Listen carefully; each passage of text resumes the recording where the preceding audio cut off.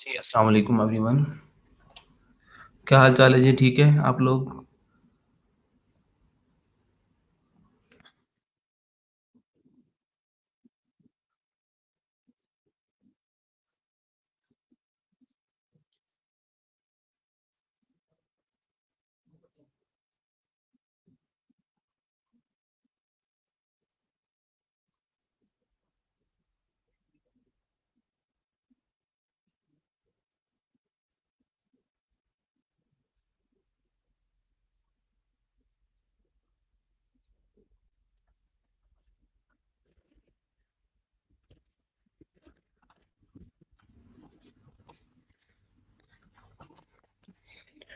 चलिए, आज के लेक्चर में हम देखेंगे सबसे पहले पीएचपी के अंदर के किस तरह आप लोग फॉर्म हैंडलिंग कर सकते हो, जो कि लास्ट लेक्चर में हमें देखना था।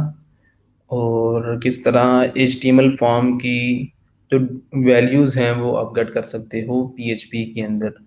और उसके बाद हम देखेंगे डेटाबेस को। आज से हमारा डेटाबेस वाला जो मॉड्यूल है वो हम स्टार्ट करेंगे। लेकिन आज के लेक्चर में हम सिर्फ उसकी बेसिक्स ही देखेंगे। और अ, इसी तरह रोज़ाना की बेस पे हम माई सीक्वल के बारे में देख रहे होंगे साथ में पीएचपी के अंदर। तो सबसे पहले आप बताएं जी, आप लोगों ने कितना काम किया? सिर्फ एक अरूसा ने लिंक शेयर किया है क्लासरूम के अंदर अपनी वेबसाइट का। उनके अलावा और किसी ने अपना लिंक शेयर नहीं किया। बता दें, हर बच्चा बताए कि वीकेंड पे आप लोगों ने क्या कुछ किया है। कितने बच्चों ने वेबसाइट कंप्लीट की है? कितने परसेंट वेबसाइट आपकी कंप्लीट हुई है? ठीक है। मैं एक्सपेक्ट कर रहा था कि मैक्सिमम बच्चों ने वेबसाइट कंप्लीट कर ली होगी। शायद आपने कल वेबसाइट कंप्लीट कर ली हो लेकिन आपने अपलोड ना किया हो। तो आप लोग बता दो ताकि मुझे आइडिया हो कि आपने कितना काम किया है।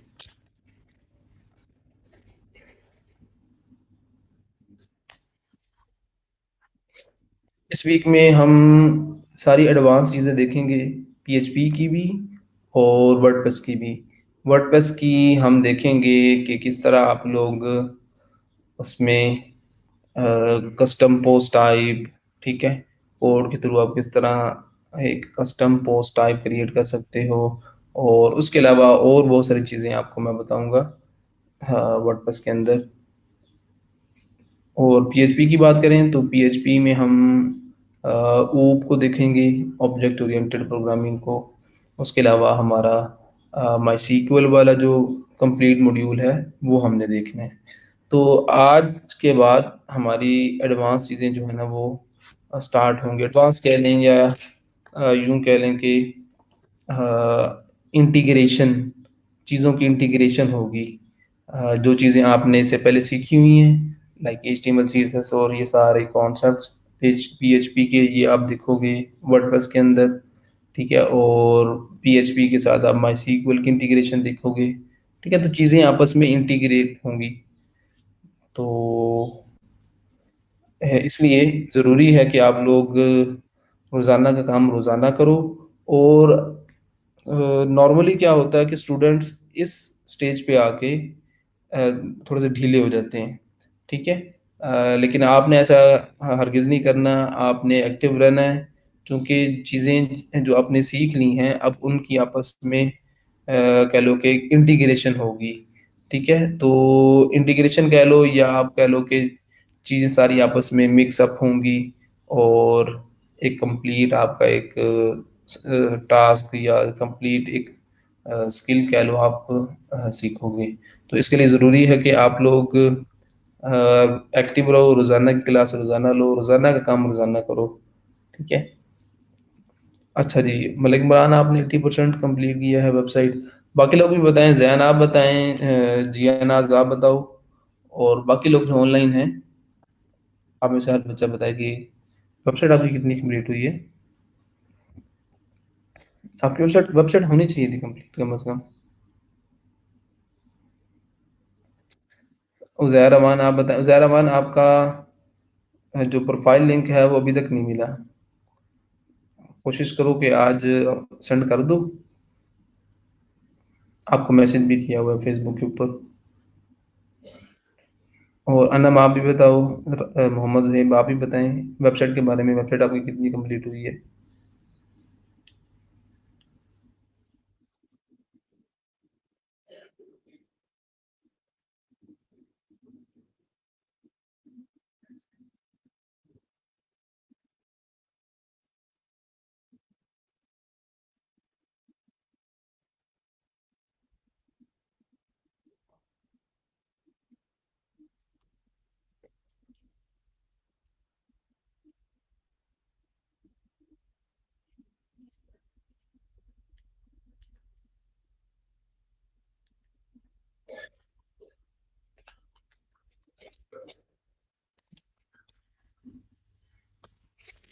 हाँ, बच्चे जो है ना बहुत ही कम हो गए।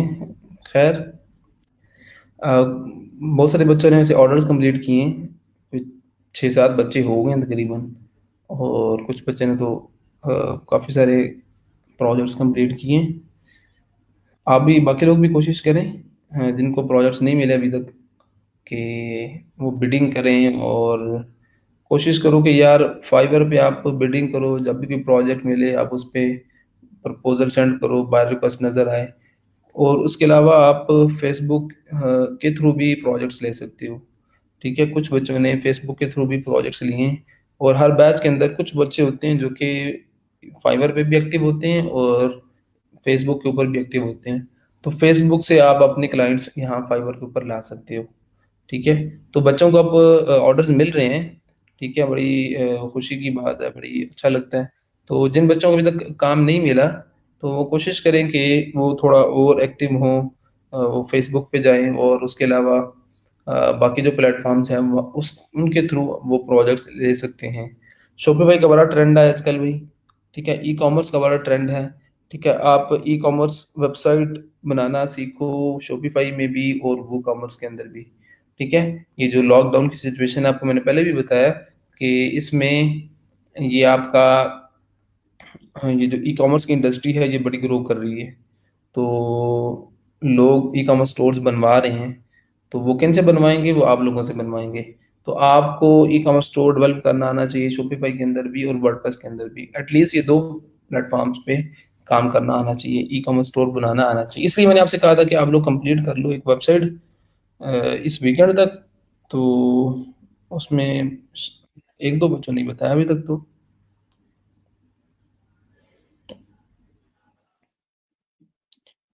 तो अपलोड आप कर दो ना, जी अनाज, आपने जितना भी काम किया हुआ है, जितना भी काम करो आप उसको अपलोड कर दो। और बाकी का काम आप लाइव सर्वर पे करते रहो। ठीक है? चलें जी, स्टार्ट करते हैं लेक्चर। अच्छा, आज के लेक्चर में हम पीएचपी का ही देखेंगे, और नेक्स्ट लेक्चर्स के अंदर हम साथ में वर्डप्रेस को भी लेकर चलेंगे। तो सबसे पहले हम देखते हैं कि किस तरह आप लोग HTML फॉर्म से आप वैल्यूज गेट कर सकते हो पीएचपी के अंदर। ठीक है? और इसको आप यूं कह लो कि किस तरह इसमें सुपर ग्लोबल अरेज कुछ यूज होंगी, वो हम देखेंगे। और उसके बाद हम डेटाबेस को देख लेंगे।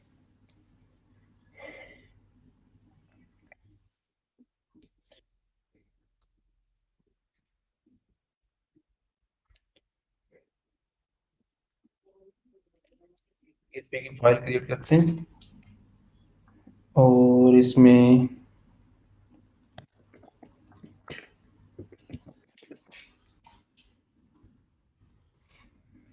का नाम मैं ये लिखता हूँ, फॉर्म हैंडलिंग।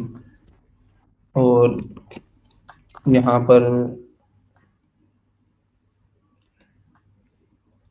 ब्रैकेट को ओपन कर लेते हैं।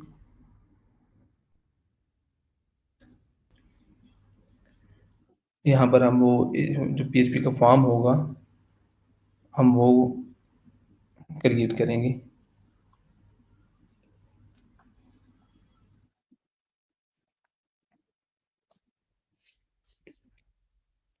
फाइल, सेव एज,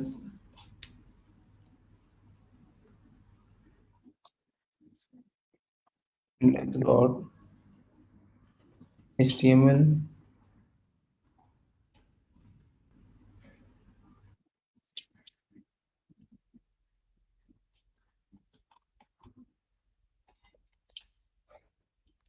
और यहाँ पे HTML का एक फॉर्म क्रिएट करते हैं, ठीक है। और इसमें जो बाकी की चीज़ें हैं इनको ख़त्म करते हैं।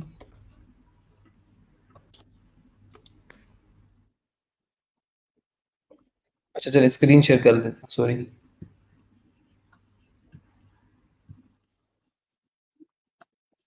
सॉरी, स्क्रीन शेयर ठीक हो गया जी। स्क्रीन आपको नज़र आ रही होगी अब।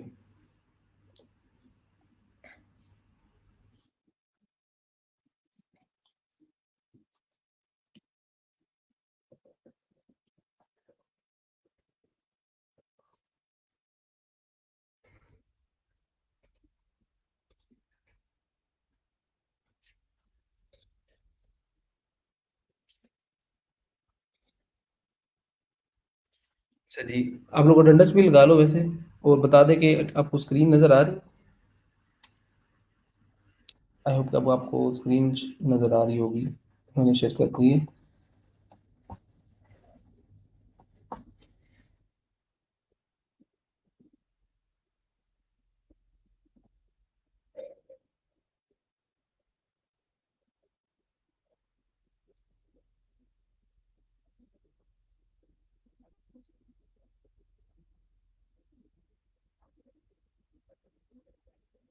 चलिए ठीक हो गया। अटेंडेंस अगर आपने लगा लिया तो ठीक है, ज़बरदस्त। बाकी लोग भी लगा लो जो लोग ऑनलाइन। अच्छा, सबसे पहले हम देखेंगे कि किस तरह HTML से आप लोग डेटा गेट कर सकते हो PHP की फाइल के अंदर, ठीक है। और ये जो सिनेरियो है ये आपका जितनी भी डायनामिक वेबसाइट्स हैं उनके अंदर ये कॉन्सेप्ट आपका यूज़ होगा कि आप लोग जितने भी आपके साइन अप फॉर्म्स हैं, ठीक है, उनमें ये चीज़ यूज़ होगी कि यूज़र जो है वो आपका फॉर्म फिल करेगा, ठीक है। आपने फॉर्म क्रिएट किया होगा, साइन अप का, साइन इन का, कॉन्टैक्ट अस का, ठीक है। कोई भी किसी भी तरह का फॉर्म हो, ऑलमोस्ट हर वेबसाइट के अंदर ये फॉर्म होता है, ठीक है। तो वो किस तरह डेटा HTML का HTML फॉर्म से आप गेट कर सकते हो PHP के अंदर, और PHP की जो फाइल होगी उसका काम क्या होगा, वो डेटा गेट करके वो डेटाबेस के अंदर स्टोर कर दे, ठीक है। तो PHP की जो फाइल होती है, PHP की जो आपकी APIs होती हैं, उनका काम क्या होता है कि वो इंटरेक्शन करती हैं यूजर इंटरफेस के साथ, यूजर इंटरफेस से डेटा गेट करके वहां से एक्शन को रिसीव करके वो एक्शन परफॉर्म करती हैं। और समटाइम क्या होता है कि वो आपकी डेटाबेस के साथ इंटरेक्शन कर रही होती है PHP की फाइल, ठीक है। तो इस सिनेरियो में भी, आज के सिनेरियो में भी यही होगा कि HTML का एक फॉर्म होगा, ठीक है। वहां से वैल्यूज गेट करेंगे हम PHP के अंदर। और नेक्स्ट लेक्चर्स के अंदर जब हम देखेंगे माई सीक्वल को, तो क्या होगा कि HTML से PHP के पास डेटा आएगा और PHP से डेटाबेस के अंदर वो डेटा जो होगा वो स्टोर हो जाएगा। और इसके वाइस वर्सा क्या होगा कि PHP की फाइल डेटाबेस में से डेटा गेट करके वो आपके HTML के पेज को जो है ना वो रिटर्न कर देगा, रिस्पॉन्स बैक जो है ना वो सेंड कर देगा। तो ये PHP की जो फाइल होगी वो as a middle role play करेगी यूजर इंटरफेस के साथ और डेटाबेस के साथ, ठीक है। यूजर इंटरफेस से जो भी एक्शन फॉर्म किया जाएगा वो थ्रू PHP की फाइल वो एक्शन जो है ना वो कंप्लीट होगा। लाइक कोई डेटा की रिक्वेस्ट होगी तो PHP की फाइल उसको एक्सेप्ट रिक्वेस्ट को एक्सेप्ट करेगी और डेटा गेट करके वो रिस्पॉन्स बैक सेंड कर देगी आपकी HTML की फाइल को। तो ये PHP का काम है। तो उसका आज जो पहला बेसिक सिनेरियो है वो हम आज देखेंगे। यहाँ पर मैं फॉर्म क्रिएट कर लूँ जल्दी से, ठीक है। और फॉर्म क्रिएट करके उसके बाद यहाँ पर जब फॉर्म आप क्रिएट करते हो तो एक्शन का एक एट्रीब्यूट आता है, ठीक है। जितने भी आप फॉर्म्स क्रिएट करोगे, अगर आपने लॉगिन का फॉर्म बनाना है तो भी आप इसी टैग के थ्रू बनाओगे ओब्वियसली, फॉर्म के टैग के थ्रू।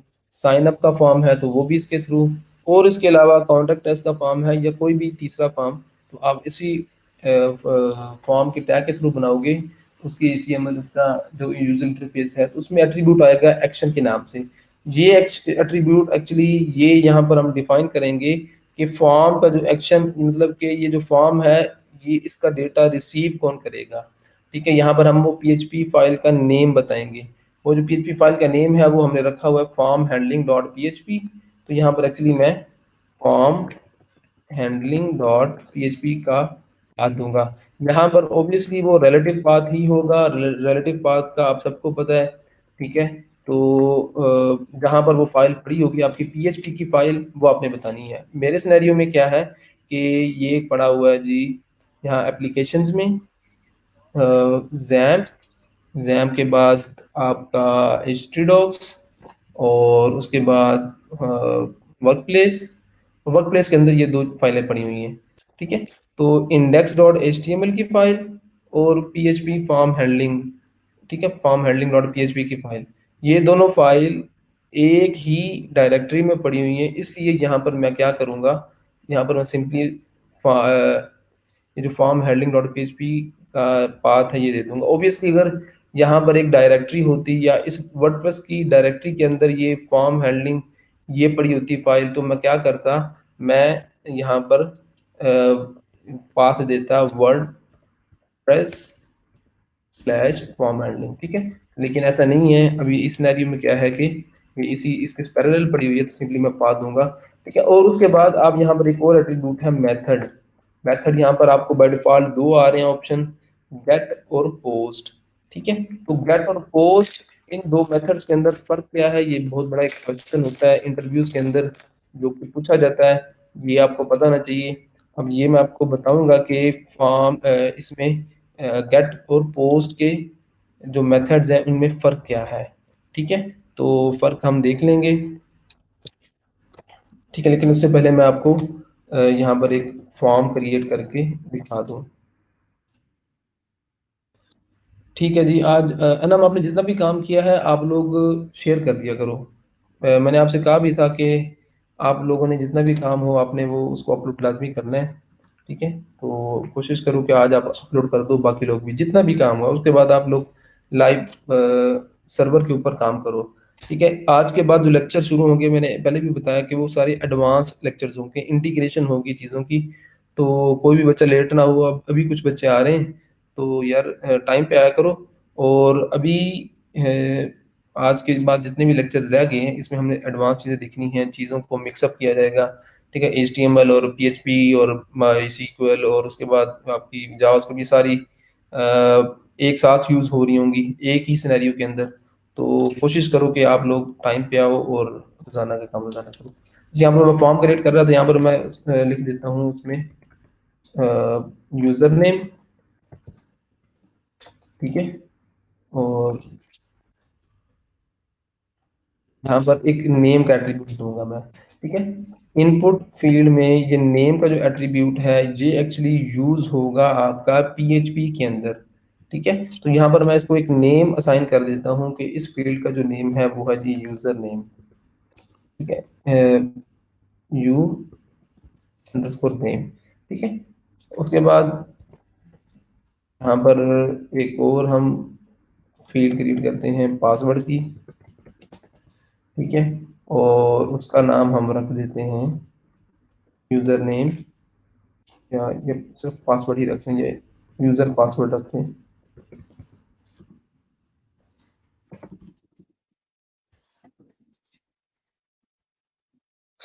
चलिए उसके अलावा यहाँ पर इनपुट फाइल सबमिट, यहाँ पर एक सबमिट का बना लेते हैं बटन। अच्छा, ये फॉर्म बना लिया। इसमें सिर्फ तीन चीजें हमने ऐड की। एक एक्शन डिफाइन किया कि इस फॉर्म का जो डेटा होगा वो पीएचपी की कौन सी फाइल एक्सेप्ट करेगी, रिसीव करेगी। एक्शन में आप वो बताओगे। मेथड में आप बताओगे कि किस मेथड के थ्रू ये जो फॉर्म का डेटा है ये ट्रेवल करेगा। मेथड की टाइप, उसमें आपके पास दो तीन ऑप्शंस होते हैं, गेट, पोस्ट, पुट। ठीक है, इसमें फर्क आपको पता होना चाहिए। ठीक है, जब आपका फॉर्म का डेटा सेंड होगा पीएचपी की फाइल को, तो वो किस प्रोटोकॉल के थ्रू सेंड होगा, ठीक है, वो किस मेथड के थ्रू वो सेंड होगा, उसमें आपके पास ऑप्शन है ये वाला, गेट का और पोस्ट का। ठीक है, गेट और पोस्ट में फर्क क्या है ये अब हम देख लेते हैं।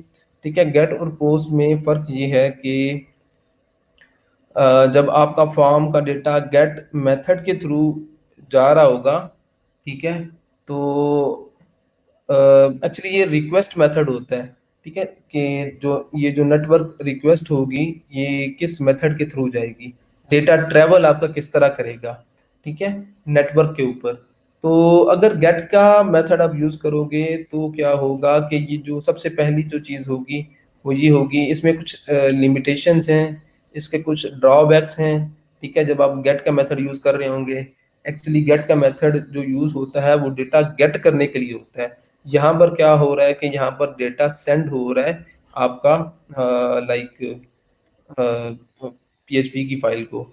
तो जब गेट का मेथड आप यूज करोगे तो ये जितना भी डेटा होगा आपका फॉर्म का, फॉर्म में अगर यूजर नेम है, पासवर्ड है, यूजर की दूसरी इंफॉर्मेशन है, तो वो सारी की सारी आपकी ब्राउजर के अंदर वो विजिबल होगा। ठीक है, जब मैं ये मेथड यूज करूंगा आप देखेंगे कि डेटा जो होगा, फॉर्म का जो डेटा है वो आपको यूआरएल के अंदर भी नजर आ रहा होगा, और वो आपको आपकी हिस्ट्री के अंदर भी वो चीज आपको नजर आ रही होगी। ठीक है, तो एक तो ये इसका ड्रॉबैक है जब आप गेट का मेथड यूज कर रहे होंगे। दूसरा ये है कि इसमें लिमिटेशन है, इसमें अराउंड 1048 करेक्टर्स का डेटा आप सेंड कर सकते हो। ठीक है, कुछ ये इसकी लिमिटेशन है, या मजीद देख भी लीजिएगा। मतलब डेटा सेंड करने की लिमिटेशन है इसमें। फॉर एग्जांपल अगर आप बहुत बड़ी फाइल अगर आप सेंड करना चाह रहे हो या कोई वीडियो फाइल है, तो उसमें क्या होगा, फाइल साइज जो होगा वो लार्ज होगा, तो वो इसके थ्रू आप वो सेंड नहीं कर सकोगे। ठीक है, तो इसमें डेटा सिक्योरिटी जो है वो इतनी ज़्यादा नहीं होती। ठीक है, डेटा आपका जो है ना वो इनसिक्योर होता है, सेंसिटिव डेटा जब आप सेंड कर रहे होते हो तो कभी भी आप इस मेथड के थ्रू सेंड नहीं करते। ठीक है, आपकी हिस्ट्री के अंदर क्या है, आपकी ब्राउजर की हिस्ट्री के अंदर आपका वो डेटा जो है ना वो स्टोर हो रहा होता है, उसकी इन्फॉर्मेशन स्टोर होती है। तो जो पोस्ट का मेथड अगर आप यूज करोगे, तो पोस्ट के मेथड के थ्रू जब ये रिक्वेस्ट मेथड आप यूज करोगे, तो फिर क्या होगा कि आपका जो डेटा होगा वो डेटा आपका सिक्योरली ट्रैवल करेगा। ठीक है, आपके एक एंड से दूसरे एंड पे, आपके ब्राउजर से आपके सर्वर पे जो डेटा ट्रैवल करेगा वो सिक्योरली आपका ट्रैवल करेगा। वो ब्राउजर के अंदर यूआरएल के अंदर डेटा आपको शो भी नहीं होगा। ये मैं सारा कुछ आपको दिखाऊंगा अभी। और उसके बाद जब इसमें लिमिटेशन भी नहीं है, आप अनलिमिटेड डेटा सेंड कर सकते हो, कोई भी फाइल, कोई भी मूवी, अगर आपने large video size video file अगर आपने सेंड करनी है तो वो भी आप सेंड कर सकते हो। ठीक है, और उसके बाद एक और पॉइंट जो कि इन दोनों में जो डिफरेंस के अंदर आता है वो ये आता है कि जब आप पोस्ट का मेथड यूज कर रहे होते हो, ठीक है, तो आपका जो डेटा है वो आपके रिक्वेस्ट की बॉडी के अंदर जाता है। ठीक है, आपकी जो नेटवर्क कॉल होती है, जो आपकी नेटवर्क रिक्वेस्ट होती है, ठीक है, उसका भी एक हेडर होता है और उसकी बॉडी होती है। ठीक है, हेडर और बॉडी आप उसको इससे रिलेट नहीं करना। मैं हेडर और बॉडी बात कर रहा हूँ नेटवर्क रिक्वेस्ट की। ठीक है, जो आप रिक्वेस्ट सेंड करते हो, ठीक है, आप HTTP रिक्वेस्ट सेंड कर रहे हो। ठीक है, आप ब्राउजर से एक फॉर्म का डेटा सेंड हो रहा है एक सर्वर को। ठीक है, तो रिक्वेस्ट का जो हेडर है, ठीक है, और रिक्वेस्ट की बॉडी में उसकी बात करूं, तो जब फॉर्म अब मेथड में पोस्ट का ऑप्शन रखोगे तो उस सिनेरियो में क्या होगा कि जो आपका सारा डेटा होगा, अभी इस सिनेरियो में ये यूजर नेम और पासवर्ड, ठीक है, ये यूजर नेम और पासवर्ड रिक्वेस्ट की बॉडी के अंदर आपका डेटा जो है वो आपका वो उसके थ्रू ट्रेवल करेगा, बॉडी के अंदर होगा। अगर आप गेट का मेथड यूज करोगे तो अब फिर क्या होगा कि जो नेटवर्क रिक्वेस्ट है उसके हेडर के अंदर आपकी वैल्यूज, आपका डेटा जो है ना वो पड़ा होगा और वो ट्रेवल करेगा। ठीक है। अच्छा, action form handling dot PHP क्यों लिखा? क्योंकि ये इसलिए लिखा है कि एक्शन का मतलब ये है कि एक्शन कौन परफॉर्म करेगा। ठीक है, जब सबमिट के बटन पे क्लिक होगा तो एक्शन कौन परफॉर्म करेगा? एक्शन आपका फॉर्म हैंडलिंग डॉट पीएचपी की फाइल परफॉर्म करेगी। एक्चुअली ये पीएचपी की फाइल है, यहाँ पर हम बताएंगे कि ये जो फॉर्म का डेटा है ये रिसीव कौन करेगा। ठीक है, जब यूजर सबमिट के बटन पे क्लिक करेगा तो कौन सी फाइल ये डेटा रिसीव करके फर्दर एक्शन है वो परफॉर्म करेगी। फर्दर एक्शन से मुराद क्या होगा? यूजर नेम और पासवर्ड, अगर ये लॉगिन का फॉर्म है तो ऑब्वियसली लॉगिन करवाना। ठीक है, लॉगिन करवाना ये किसके जिम्मे होगा? ये पीएचपी इस फॉर्म हैंडलिंग पीएचपी की इस फाइल के जिम्मे होगा। अच्छा जी, गेट और पोस्ट में फर्क पता चल गया। पहली चीज क्या है? लिमिटेशन होगी गेट के सिनेरियो में, पोस्ट के सिनेरियो में लिमिटेशन नहीं है। दूसरी चीज क्या है कि अगर गेट का मेथड यूज करेंगे तो आपकी जो वैल्यूज हैं, आपका जो डेटा है वो नेटवर्क रिक्वेस्ट के हेडर में जाएगा गेट के सिनेरियो में।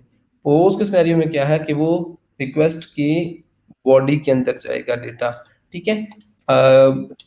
तीसरी चीज क्या है कि आपका डेटा जो है वो गेट के सिनेरियो में विजिबल होगा, यूआरएल के अंदर भी, हिस्ट्री के अंदर भी। ठीक है, और पोस्ट के सिनेरियो में क्या होगा? डेटा जो है वो सिक्योरली ट्रेवल करेगा।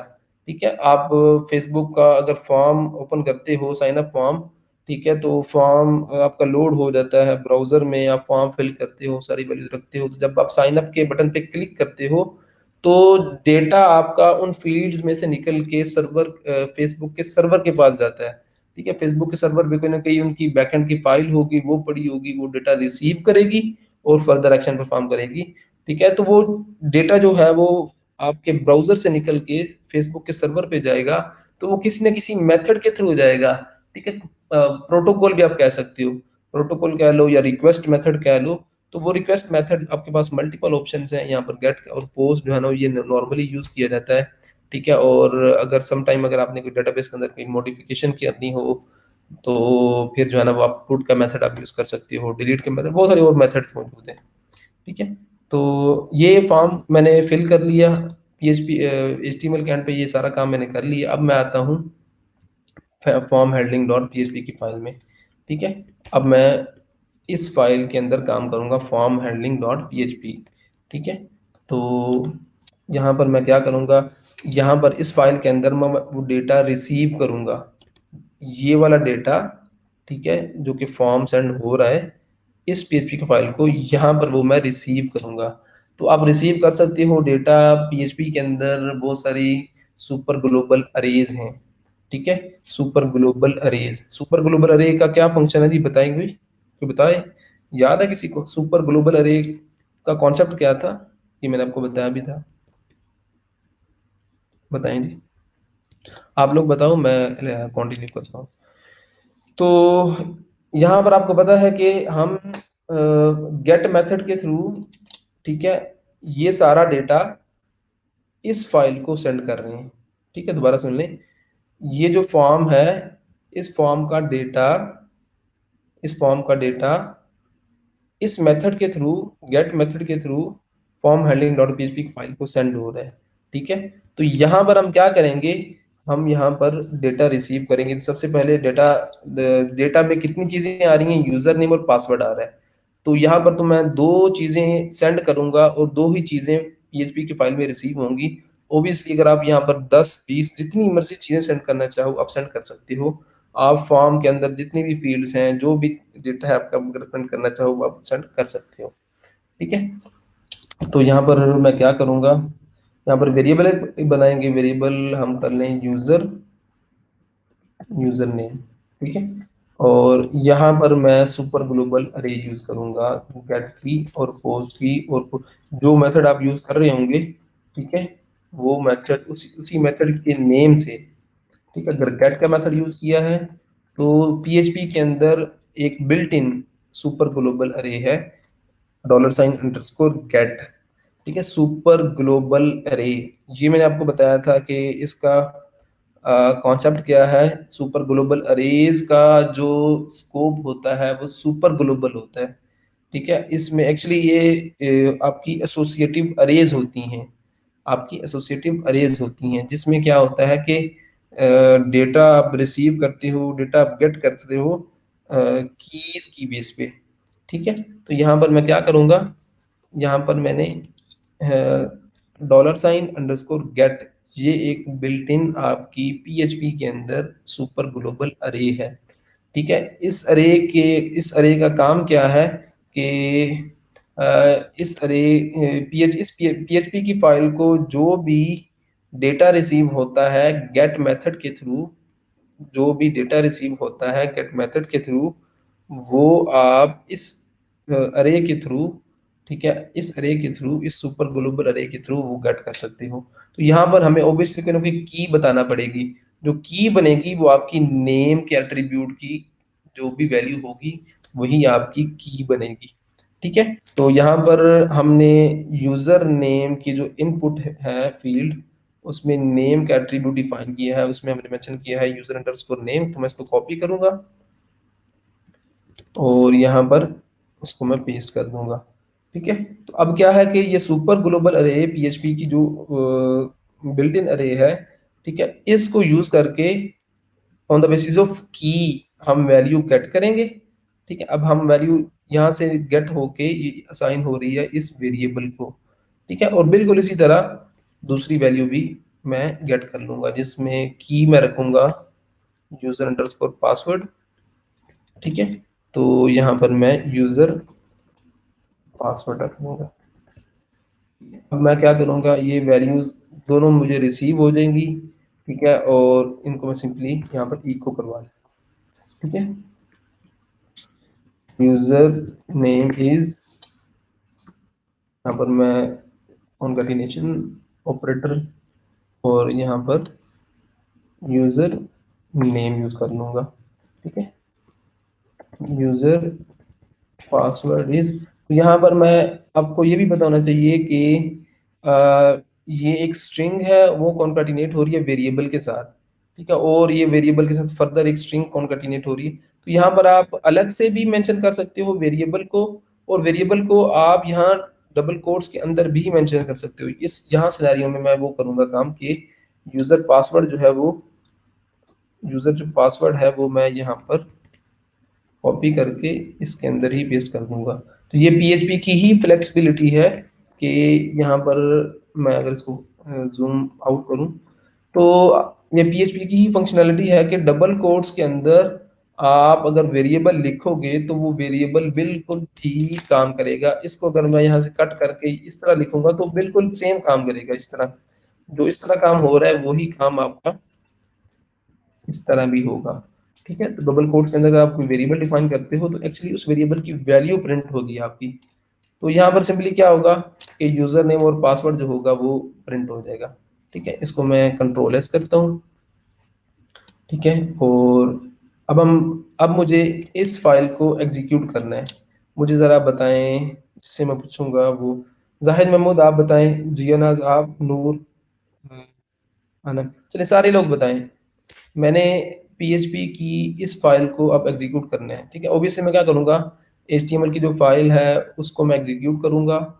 वो फाइल जब एग्जीक्यूट होगी तो आपके पास एक फॉर्म आएगा, फॉर्म फिल करोगे, सबमिट के बटन पे क्लिक करोगे तो डेटा ट्रेवल करके पीएचपी के पास आएगा। और पीएचपी की फाइल क्या कर रही है काम, कि पीएचपी की फाइल आपका वो डेटा सिर्फ कट करके प्रिंट कर रही है। तो ये सारा सिनेरियो है। मुझे जरा बताएं कि मैंने अगर इस फाइल को एग्जीक्यूट करना हो मैं किस तरह करूंगा। ये फाइल पड़ी हुई है जी आपकी एच टी डॉक्स के अंदर,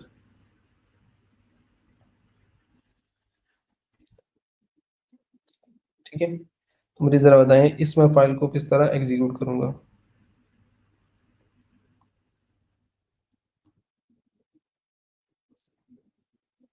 आप लोग बताएं जी।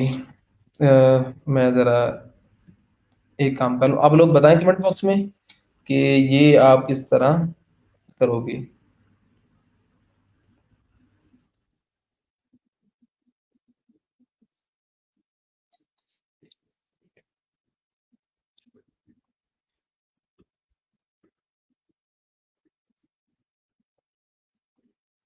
बताएं जी।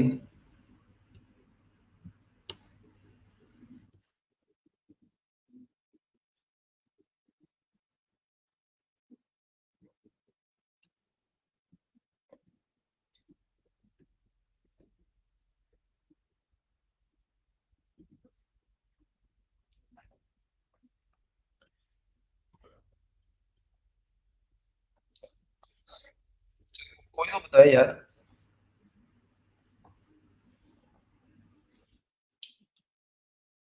मैंने इस फाइल को एग्जीक्यूट करना है तो मैं किस तरह करूंगा? किसी को नहीं पता। ये तो बहुत गलत बात है।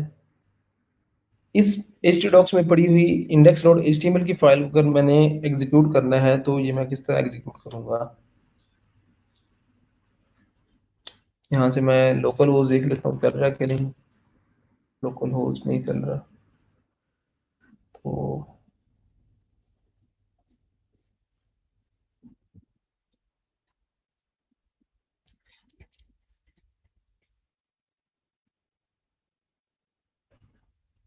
नहीं सही जैन अली, ये पाथ नहीं होगा। पाथ कुछ और होगा। लोकल सर्वर पे पड़ी हुई htdocs में मैंने अगर फाइल को एग्जीक्यूट करना है तो पता होना चाहिए। ये तो बहुत गलत बात है।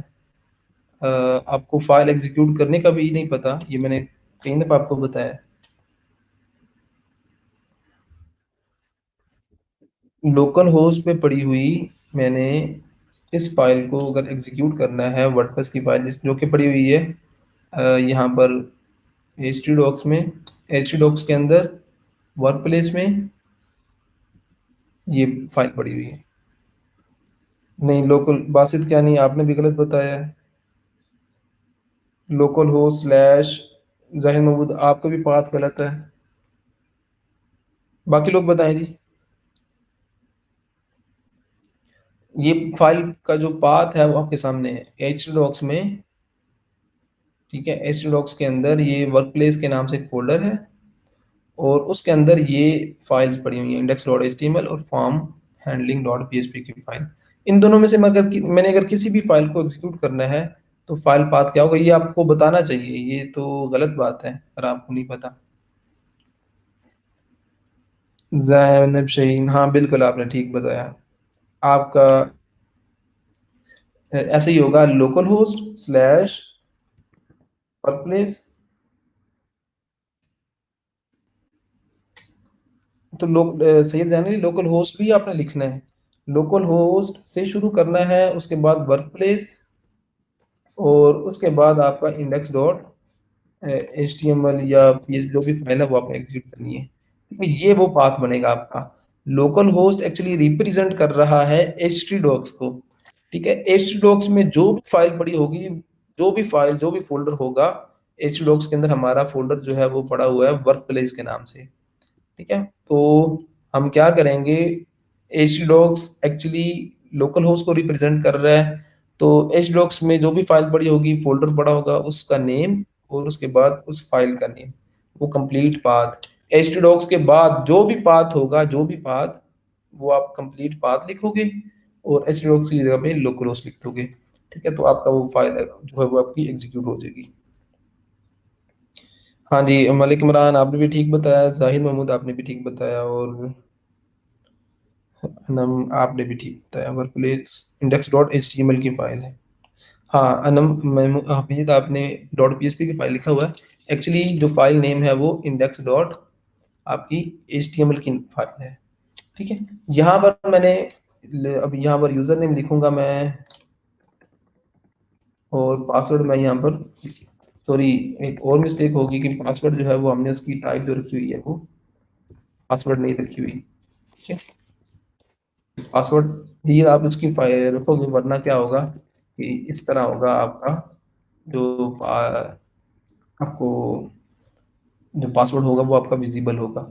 जब सबमिट के बटन पे मैं क्लिक करूंगा, इस बटन पे क्लिक करने से वो एक्चुअली एक्शन परफॉर्म होगा। इस बटन पे क्लिक करने से क्या होगा, इस मेथड के थ्रू इस फाइल को डेटा सेंड हो जाएगा। ठीक है, तो मैं यहाँ पर इसके बटन पे क्लिक करता हूँ, तो आप देखेंगे कि यहाँ पर क्या हो रहा है। अब मैं आपको एक्चुअली सारी बातें बताऊंगा, गेट और पोस्ट के मेथड में फर्क क्या है। ये बड़ा एक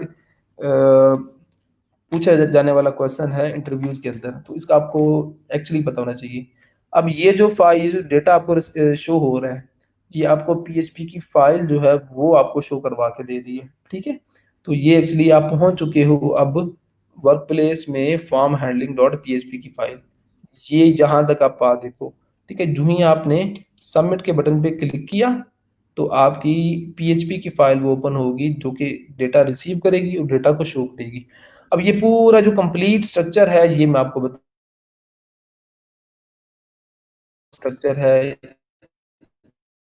ये स्ट्रक्चर किस तरह बना, ये यूआरएल इनकोडिंग स्कीम जो है, ये इसका क्राइटेरिया क्या है। और सबसे पहली जो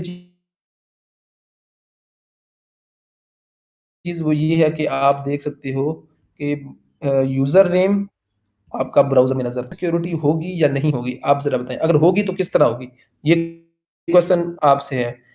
एक चीज तो क्लियर हो गई कि यूआरएल के अंदर आपका डेटा जो है वो शो हो रहा है, यूजर नेम आपका शो हो रहा है, और आपका जो पासवर्ड है वो भी शो हो रहा है। तो क्या ये डेटा इनसिक्योरिटी होगी या नहीं, अगर होगी तो किस तरह होगी, आपने मुझे विद रीजन बताना है कि हाँ ये है वजह जिसकी वजह से हम कहेंगे कि ये डेटा इनसिक्योरिटी है। एक तो ये चीज कि गेट के मेथड के थ्रू अगर आप करोगे, गेट का मेथड यूज करोगे, तो आपका जो डेटा है सेंसिटिव डेटा, ये जो भी डेटा होगा वो आपका यू ब्राउजर के अंदर नजर आएगा, यूआरएल बार के अंदर, यूआरएल बार में वो आपको चीज नजर आएगी।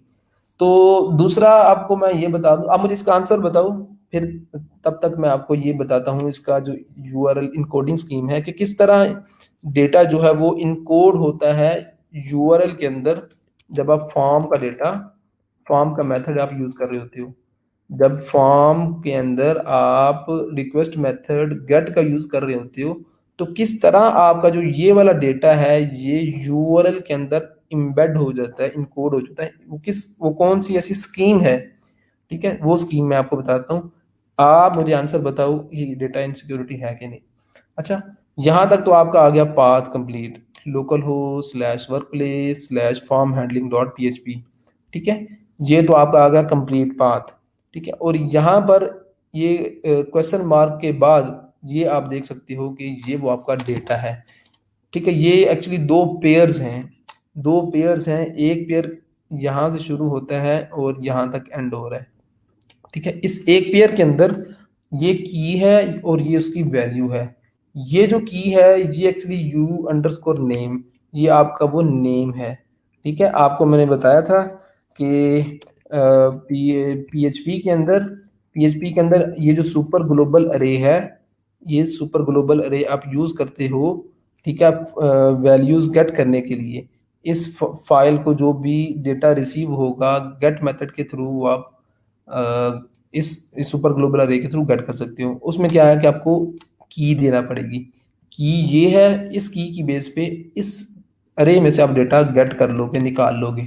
तो यहाँ पर आप भी देख सकते हो कि की ये है, यूजर उस फील्ड के अंदर जो भी टाइप करेगा, मैंने इसमें टाइप किया था ये भूमि, और आपकी वैल्यू वो बन जाएगी एम्परसेंट साइन। ठीक है, ये ऑपरेटर आप यूज होगा, आपका ऑपरेटर एक पेयर से दूसरे पेयर के दरमियान। ठीक है, पासवर्ड जो है वो मैंने ये रखा था आपके सामने है। ठीक है, तो अब क्या है कि इसी तरह चाहे अगर यहाँ पर फॉर्म के अंदर यहाँ पर अगर फॉर एग्जांपल ईमेल होगा, और यहाँ पर मैं ईमेल लिख दें। ठीक है, और नेम के एट्रीब्यूट में अगर यहाँ पर यूज़र ईमेल डिफाइन कर दूं, तो फिर क्या होगा कि अब मैं इसको ज़रा सेव करूं।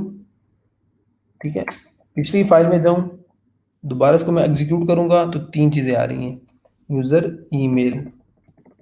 ठीक है, यहाँ पर मैंने ईमेल लिखी, पासवर्ड लिखा, सॉरी, यूजर नेम लिखा और पासवर्ड लिखा। अब मैं अगर सबमिट के बटन पे क्लिक करूंगा तो मुझे जरा बताएं कि यूआरएल के अंदर कितनी वैल्यूज होंगी। ऑब्वियसली 3 होंगी। तो 3 आपकी वैल्यूज होंगी और 3 पेयर्स के अंदर आपको वो डेटा मिलेगा और वो जो यूआरएल स्कीम होगी वो बिल्कुल सेम होगी। यहाँ तक आपका एक्चुअल पाथ है, रूट पाथ है उस फाइल का, फॉर्म हेल्डिंग डॉट पीएचपी की। और उसके बाद इस यहाँ से लेकर यहाँ तक आपका वो एक्चुअली क्या आएगा, आपका वो आपका डेटा होगा सारा, जो कि इस फॉर्म के थ्रू ट्रेवल कर रहा है पीएचपी के पास। तो उसमें पहली जो आपकी आएगी की वो आएगी ईमेल। मैंने यहाँ पर लिखा है ये डॉट कॉम तक। ये जो आपको परसेंटेज का आ रहा है एक्चुअली स्पेशल करेक्टर है। एट द रेट जो है वो एक्चुअली इनकोड हो चुका है इसके अंदर। ठीक है। तो यहाँ से लेकर यहाँ तक एक पेयर, और दूसरे पेयर से पहले आपका वो एम्परसेंट, यूजर नेम जो है वो ये, और इसके बाद पासवर्ड ये। फॉर एग्जांपल अगर इसके अलावा एक और भी कोई आपकी होती फॉर्म के अंदर फील्ड, तो वो यहाँ पर फॉर एग्जांपल आपका जीपीए है, तो GPA equal to GPA 3 point कुछ भी, जो भी आपने वैल्यू रखनी है वो। ठीक है। और आपका इस तरह एक और पेयर बन जाता। और आगे जितने मर्जी पेयर्स बनाने के लिए आपको एम्परसेंट लगाना पड़ता। तो ये आपकी एक्चुअली वो यूआरएल इनकोडिंग स्कीम है।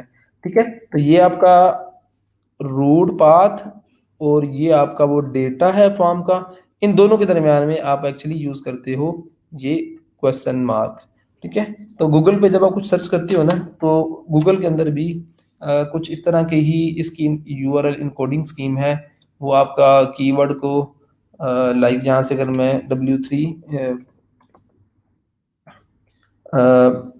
यहाँ पर अगर मैं पोस्टमैन फॉर्मेट मैं ये सर्च करता हूँ, तो आप यहाँ पर आप देखोगे कि ये देख लें कि यहाँ तक गूगल का रूट पाथ है, उसके बाद ये क्वेश्चन मार्क है। ठीक है। और उसके बाद ये वो सारी कीज हैं एक्चुअली जो कि आप यूज हो रही हैं आपकी। तो इससे कुछ मिलता जुलता ही इसका स्ट्रक्चर है गूगल का भी। तो वो अब दूसरी चीज ये है कि मैं अगर यहाँ पर हिस्ट्री के अंदर चेक करूंगा, कंट्रोल कमांड प्लस वाई या आप कंट्रोल प्लस एच कर सकते हो, तो यहाँ पर आप देखोगे कि यहाँ पर आपका हिस्ट्री के अंदर भी वो चीज़ स्टोर हो चुकी है। ठीक है। तो मुझे आपने वैसे बताया नहीं कि ये जो डेटा इनसिक्योरिटी होगी वो किस तरह होगी। अच्छा जी, बताया हुआ है। मैं वो देख लूँ आपका लोकल होस्ट लाइव सर्वर में पाथ।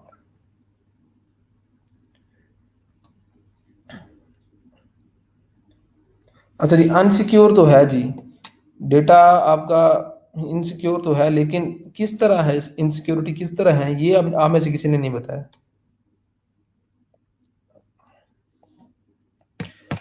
इनसिक्योरिटी किस तरह है जी, बताएं। यूआरएल आपका जो डेटा है आपका वो ब्राउजर के अंदर आपको नजर आ रहा है, हिस्ट्री के अंदर भी आपको नजर आ रहा है, और आपके यूआरएल के अंदर आपको ही नजर आ रहा है ना। अगर फॉर्म आपने फिल किया है, फेसबुक का फॉर्म आपने फिल किया है, तो वो फॉर्म का जो डेटा है वो आपको ही नजर आ रहा है, तो डेटा इनसिक्योरिटी किस तरह होगी फिर, ये बताएं, जरा सोच के बताएं। ठीक है। दूसरी चीज मैं आपको बता दूं कि यहाँ पर आप देख लें, अगर गेट का मेथड आप यूज करेंगे तो सारा जो डेटा है आपकी हिस्ट्री के अंदर मेंटेन होगा, पड़ा होगा।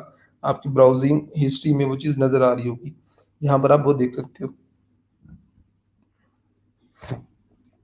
जैनब शाहीन बिल्कुल ठीक कहा कि चूंकि हमने गेट का मेथड यूज किया है इसलिए ये यहाँ पर शो हो रहा है। और ये भी ठीक आपने कहा कि डेटा इनसिक्योरिटी है, लेकिन वो रीजन तो बताएं कि किस तरह होगी। फॉर एग्जांपल अगर मैं यहाँ पर फॉर्म फिल कर रहा हूँ, ये फॉर्म मैंने फिल किया जी, सारी वैल्यूज रखी हैं, लैपटॉप मेरा है, यूज मैं कर रहा हूँ, फॉर्म मैं ही फिल कर रहा हूँ, ये डेटा भी मेरा है। सबमिट के बटन पे क्लिक करूंगा तो नजर भी तो मुझे ही आएगा ना ब्राउजर के अंदर, ये यूआरएल बार के अंदर। अगर हिस्ट्री के अंदर यहाँ पर स्टोर हो रहा है तो ये लैपटॉप तो मेरा ही है ना। तो ये डेटा इनसिक्योरिटी किस तरह होगी।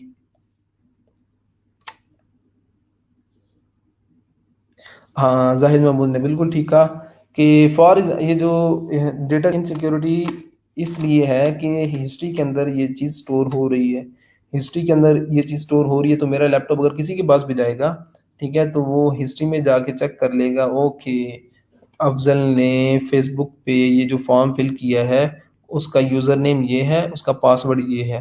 ठीक है। तो वो कोई भी बंदा हिस्ट्री में से चेक कर सकता है।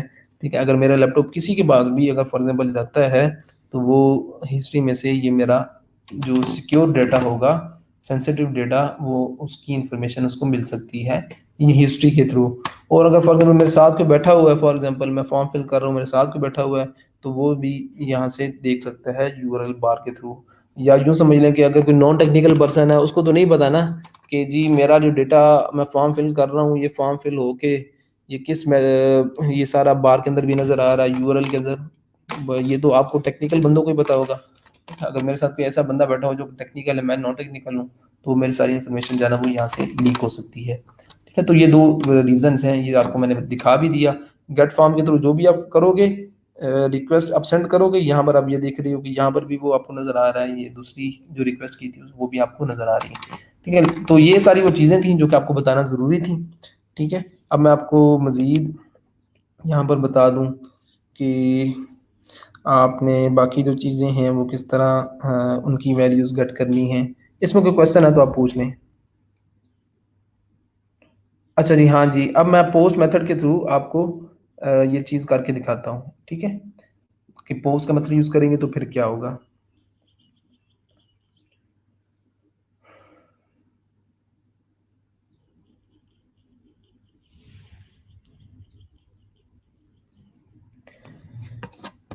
अच्छा जी, अब मैं यहाँ पर मेथड जो यूज़ करता हूँ वो पोस्ट यूज़ करूँगा। ठीक है, और मैं दोबारा उसी फाइल को एग्जीक्यूट करता हूँ, तो आप देखेंगे कि वो जो डेटा होगा वो इनसिक्योर सिक्योर होगा आपका। ठीक है, और वो जो चीज़ होगी वो हिस्ट्री के अंदर भी सेव नहीं होगी, और आपकी वो ब्राउज़र यूआरएल के अंदर भी वो चीज़ नज़र नहीं आएगी। ठीक है, तो हर चीज़ आपकी वो जो होगी वो सेव होगी।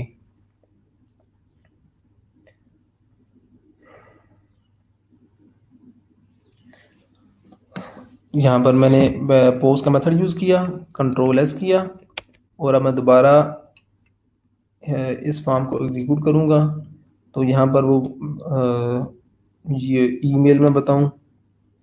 ठीक है, ईमेल ABC, यूज़र नेम आप बता दिया, पासवर्ड बता दिया, सबमिट के बटन पे क्लिक किया, तो अभी आप देख रहे हो कि यहाँ पर यूआरएल के अंदर आपको कुछ भी नज़र नहीं आ रहा, लेकिन यहाँ पर अनडिफाइंड इंडेक्स यूज़र नेम और पासवर्ड आ रहा है। ये क्यों आ रहा है? क्योंकि हमने यहाँ पर मेथड यूज़ किया है ये वाला। ठीक है, मेथड हमने यूज़ किया है ये वाला, जिसका नाम क्या है, ये पोस्ट। लेकिन पीएचपी के अंदर हमने यहाँ पर गेट के थ्रू गेट कर रहे हैं। ठीक है, तो एक एंड पे आप मेथड यूज कर रहे हो पोस्ट का, तो दूसरे एंड पे किस तरह आपको गेट के मेथड के थ्रू रिसीव होगी, यहाँ पर भी आपको पोस्ट का मेथड यूज करना पड़ेगा। एक क्वेश्चन आपसे है, बड़ा मासूमाना सा क्वेश्चन है कि चलें सबसे पहले तो मैं इसको जरा कंट्रोल सेव कर लूँ। ठीक है, अब क्या है कि फॉर्म जो डेटा सेंड कर रहा है वो इस मेथड के थ्रू सेंड कर रहा है, और हम जो रिसीव कर रहे हैं डेटा वो भी इसी मेथड के थ्रू ही कर रहे हैं। ठीक है, तो वो काम चलेगा, वरना नहीं। और कीज भी आपकी सेम होनी चाहिए। ठीक है, तो अब मैं दोबारा ये फॉर्म फिल करता हूँ। ठीक है, और ABC, और सबमिट करूँगा तो आपको वो चीज़ नज़र आएगी। ठीक है, अब आप देख लें कि यूआरएल के अंदर भी वो चीज़ नहीं है। ठीक है, और उसके अलावा यहाँ पर आप देख सकते हो कि हिस्ट्री के अंदर भी वो चीज़ आपको नज़र नहीं आएगी। ठीक है, यहाँ पर सिंपली वो यूआरएल है, वो फॉर्म हैंडलिंग, उसके बाद जो डेटा है वो आपका हिस्ट्री के अंदर सेव नहीं होगा। तो ऑब्वियसली आप जो यूज़ करोगे वो आप यही यूज़ करोगे, पोस्ट का मेथड। जब भी आपने वैल्यूज़ सेंड करनी होगी, डेटा आपने सेंड करना होगा, तो आप यही चीज़ यूज़ करोगे। ठीक है, तो इसमें अगर कोई क्वेश्चन है तो आप पूछ लें। उसके अलावा मैं आपको फॉर्म की जो दूसरी वैल्यूज़ हैं, लाइक चेक बॉक्सेस, ठीक है, तो वो आप किस तरह गेट कर सकते हो वो मैं आपको बताता हूँ। ठीक है, तो लेकिन उससे पहले आप मुझे ये बता दो कि आपको ये चीज़ समझ में आ चुकी है या नहीं।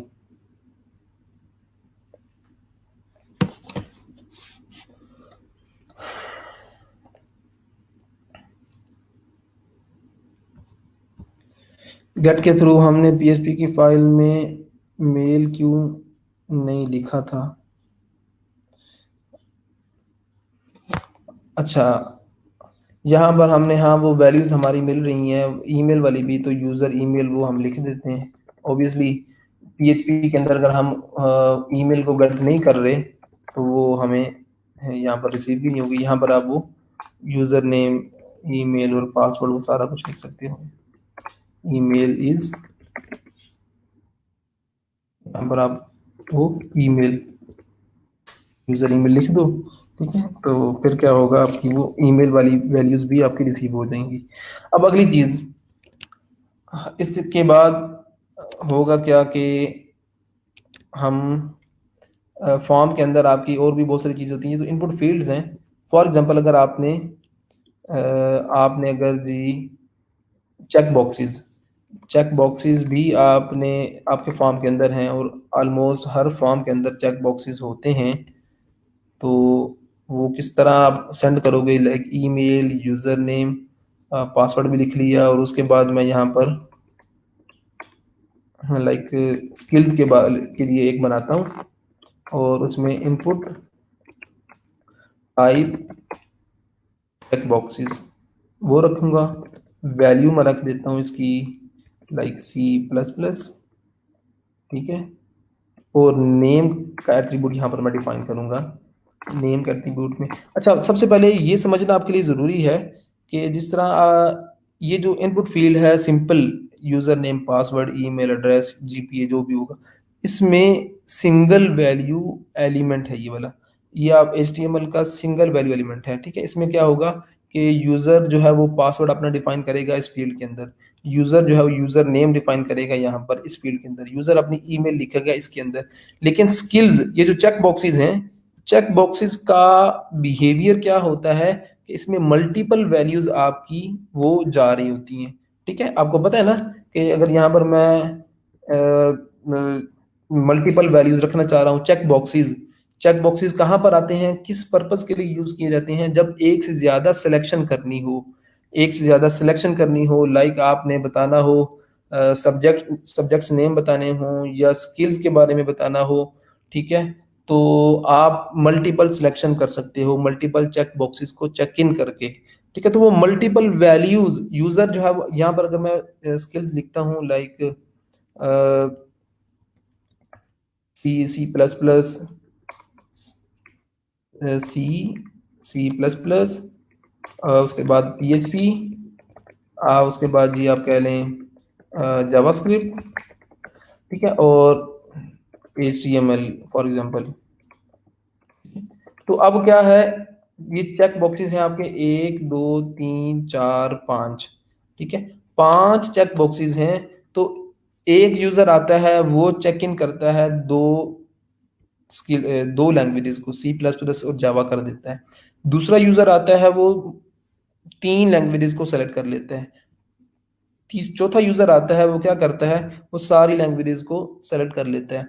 तो मल्टीपल यूजर्स का जो बिहेवियर है वो डिफरेंट है, ठीक है। इस फॉर्म को जो भी फिल करेगा यूजर, आपको पता है कि हर यूजर ने अपनी स्किल्स के अकॉर्डिंगली वो चेक बॉक्सेस को चेक इन करना है।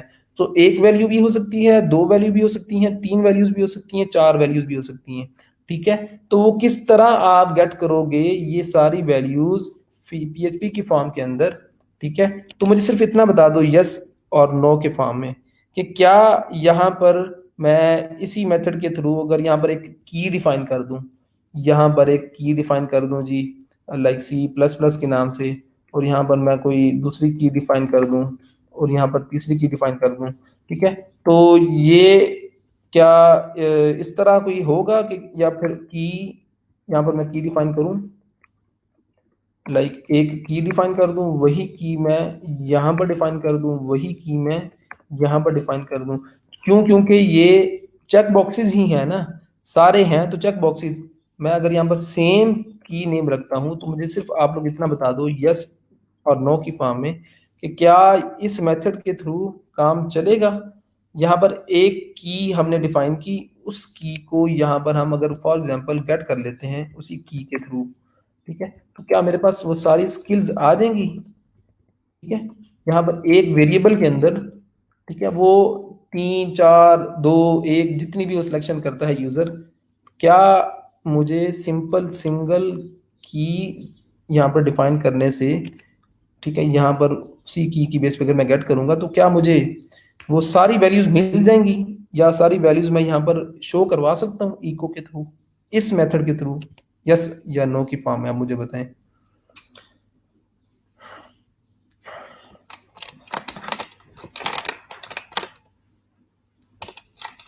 कि हाँ ओवरराइड, बिल्कुल बिल्कुल ये बात ध्यान में आती है, ठीक है, कि वो ओवरराइड हो जाएगा। और ऑब्वियसली आपको सिंगल मल्टीपल वैल्यूज यहाँ सिंगल की के अगेंस्ट आप कभी भी हैंडल नहीं कर सकते। ठीक है, तो इस फिर क्या है कि फिर कुछ इस तरह का होना चाहिए जो कि मल्टीपल वैल्यूज को स्टोर कर सके। तो मल्टीपल वैल्यूज को स्टोर करने के लिए आपने कोई चीज देखी है पीएचपी के अंदर? मल्टीपल वैल्यूज को अगर आपने स्टोर करवाना है तो क्या कोई ऐसा वे है या ऐसा कॉन्सेप्ट आपने पीएचपी के अंदर या प्रोग्रामिंग लैंग्वेज के अंदर देखा हुआ है कि जो कि मल्टीपल वैल्यूज को स्टोर कर सके, होल्ड कर सके? अब आप खुद ही बताओगे इसका सोल्यूशन अब आप। अरे जबरदस्त जी अनाज, बिल्कुल ठीक। बाकी लोगों को भी पता होगा, ठीक है, कि मल्टीपल वैल्यूज को स्टोर करवाने के लिए आप लोग क्या करोगे, आप अरे यूज करते हो। ठीक है, तो यहाँ पर भी आप क्या करोगे, आप अरे ही यूज करोगे। तो अरे आप यूज करोगे, अरे नेम डिफाइन करोगे। ठीक है, तो यहाँ पर मैं अरे नेम डिफाइन करूंगा एक्चुअली स्किल्स। और अरे की जो रिप्रेजेंटेशन होती है वो आपको पता होना चाहिए, किसी भी प्रोग्रामिंग लैंग्वेज के अंदर वो ये स्केयर ब्रेसेस होती हैं, किसी भी प्रोग्रामिंग लैंग्वेज के अंदर वो ये स्केयर ब्रेसेस होती हैं। ठीक है, तो एक्चुअली क्या होगा कि ये एक अरे होगी क्रिएट, उस अरे के अंदर यूजर जितनी भी वैल्यूज सेलेक्ट करेगा वो सारी की सारी वैल्यूज उस अरे के अंदर स्टोर हो जाएंगी। उस अरे की वैल्यूज उतनी ही बनेंगी जितनी यूजर जो है वो चेक इन करेगा, जितने चेक बॉक्सेस को। ठीक है, तो सिर्फ मैंने यहाँ पर क्या करना है, अगर मैं चेक बॉक्सेस की वैल्यूज को यहाँ पीएचपी के अंदर गेट करना चाह रहा हूँ पीएचपी के अंदर, तो सिंपली मुझे उन तमाम चेक बॉक्सेस को किसी एक सेम अरे के अंदर रखना होगा। यहाँ पर ऐसा नहीं होगा कि यहाँ पर कोई और अरे होगी और यहाँ पर कोई डिफरेंट अरे आप रख दो, ऐसा नहीं होगा। सेम अरे के अंदर आप उन तमाम स्केल ये जो आपकी सेम चीज़ें हैं उनको आप सेम अरे के अंदर रखोगे। ठीक है, आपने यहाँ पर स्किल्स के नाम से अरे डिफाइन की और आपने कुछ भी नहीं करना, आप पीएचपी के अंदर जाओ। ठीक है, मैं इसको ज़रा ख़त्म कर दूँ,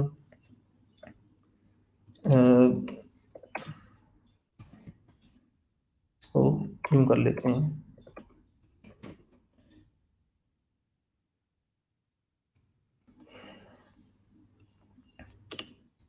अच्छा, यहाँ पर अब क्या करना है, अब मैंने यहाँ पर वो अरे नेम वो मेंशन करना है।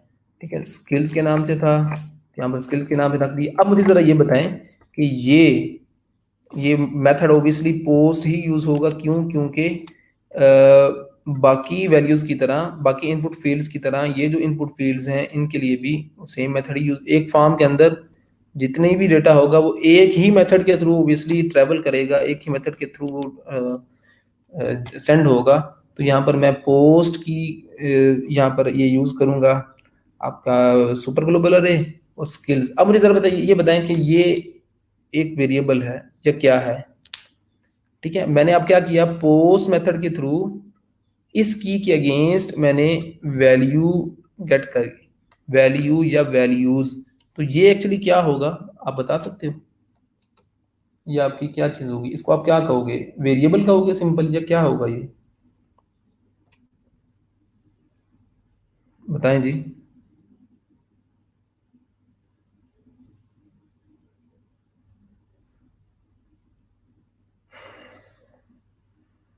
ये क्या, ये आपका एक सिंपल वैल्यू होगी या कुछ और होगा, बताएं जी।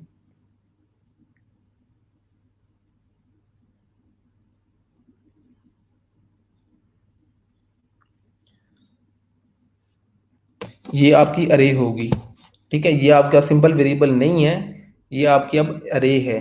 ठीक है, क्यों? क्योंकि भाई यहाँ से यहाँ से अगर फॉर्म जो है ये सारी वैल्यूज अरे की फॉर्म में सेंड कर रहा है, तो रिसीविंग एंड पे भी जब आप इसको रिसीव करोगे तो वो अरे ही रिसीव होगी। ठीक है, और अरे की वैल्यूज को मैंने अगर प्रिंट आउट करना है, अब ये है अरे, ये सिंपल वेरिएबल नहीं है। अब इसके अंदर वो मल्टीपल वैल्यूज होंगी, यूजर ने अगर चेक इन किया होगा सी तो वो भी आएगा, सी प्लस प्लस किया होगा तो वो भी आएगा, पीएचपी किया होगा तो वो भी आएगा, जो भी सेलेक्ट करेगा वो अरे होगी। ठीक है, तो हाँ जी, ये अरे है। तो मैंने इन इस अरे में से वैल्यूज को अगर प्रिंट आउट करना है तो बेस्ट वे क्या है जी, जरा बताएं। मैंने अब इस अरे की वैल्यूज को प्रिंट करना है, मैं किसके थ्रू करूंगा? वेरिएबल के लिए ही ये यूज करेंगे, लेकिन वेरिएबल हो या आप यूं समझ लो कि अगर अरे सेंड हो रही है तो उसके लिए भी आप ये कर ली, ये आपकी स्केयर ब्रेसेस ही यूज करेंगे। ठीक है, जो भी इस पीएचपी की फाइल को इस पीएचपी की फाइल को जिस मेथड के थ्रू जो भी रिसीव हो रहा होगा, वो रिसीव आप उसी सुपर ग्लोबल अरे के थ्रू कर लोगे। यहाँ पर अगर सिंपल सिंगल वैल्यू होगी तो उसकी की आ जाएगी, अगर अरे सेंड हो रही होगी पूरी की पूरी अरे, तो यहाँ पर आप अरे नेम मेंशन कर दोगे। ठीक है, तो स्केयर ब्रेसेस के अंदर सिंगल वैल्यू होगी तो उसकी की अगर मल्टीपल वैल्यूज के लिए अरे रिसीव हो रही है तो उस सिनेरियो में भी आप अरे का नेम यहाँ पर डिफाइन करोगे। ठीक है, अब मैंने इस अरे को प्रिंट आउट करना है, तो मुझे ज़रा बताओ कि बेस्ट वे क्या है किसी भी अरे को प्रिंट आउट करने का। ठीक है, ये वैसे हमने देखा है। ठीक है, ये आप इसके लिए फॉर कौन सी लूप, फॉर ईच लूप हम यूज़ करेंगे। फॉर ईच लूप ज़रा बता दो, याद है आपको फॉर ईच लूप और फॉर लूप में क्या फ़र्क था? ये ज़रा डिफरेंस भी आप बता दो। जाहिद महमूद और बाकी जी, मोहम्मद जहेब और जैन अली आप बताओ, और बाकी लोग जो, अब्दुल हसीब आप भी बताएं, जिसको पता है वो बताएं फॉर लूप और फॉर ईच लूप में क्या फर्क था। यहाँ पर मैं स्किल्स मेंशन करूंगा एज, और यहाँ पर एक वेरिएबल डिफाइन कर दूंगा स्किल, सिंगल स्किल कह लो। ठीक है, और यहाँ पर वो इस बॉडी के अंदर मैं उसको प्रिंट आउट कर दूंगा, इको सिंगल स्किल। यहाँ पर वो मैं एंड पे बी आर फलन। ठीक है, अब मैं क्या कर रहा हूँ, फॉर ईच लूप के थ्रू मैं इस अरे की मैनिपुलेशन कर रहा हूँ। ठीक है, बिल्कुल ठीक है, बस क्या नहीं, आपने ठीक बताया कि फॉर ईच लूप जो है वो हम यूज़ करते हैं अरे की मैनिपुलेशन के लिए। फॉर ईच लूप सिर्फ और सिर्फ अरे की मैनिपुलेशन के लिए होती है। और अरे की कितनी टाइप्स होती हैं? इंडेक्स्ड अरे और एसोसिएटिव अरे।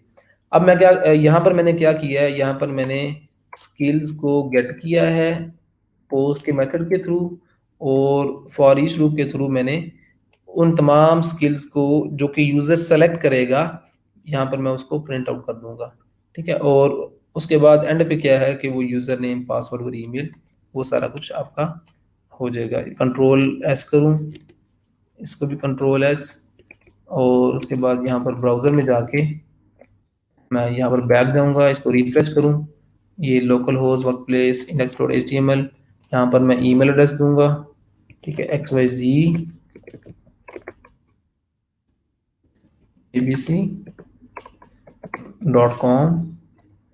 यहाँ पर यूज़र नेम और पासवर्ड, यहाँ पर स्किल्स, यहाँ पर स्किल्स मैं मेंशन कर दूंगा जी। ये जैसे यहाँ पर मुझे बताना पड़ेगा, यहाँ पर सी, सी प्लस प्लस, और उसके अलावा लाइक यहाँ पर पीएचपी आ जाएगा, और यहाँ पर आ जाएगा जावास्क्रिप्ट, और यहाँ पर HTML आपका आ जाएगा। कंट्रोल एस करूँ, इसको मैं दोबारा रिफ्रेश करता हूँ ताकि विजिबिलिटी बढ़ जाए। abcxyz.com।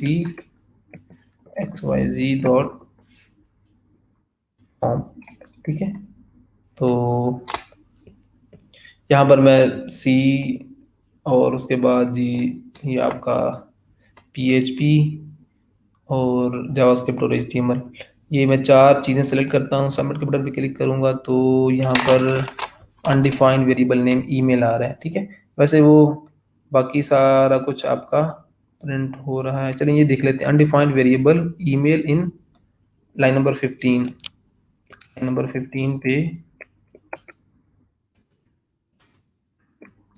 आपका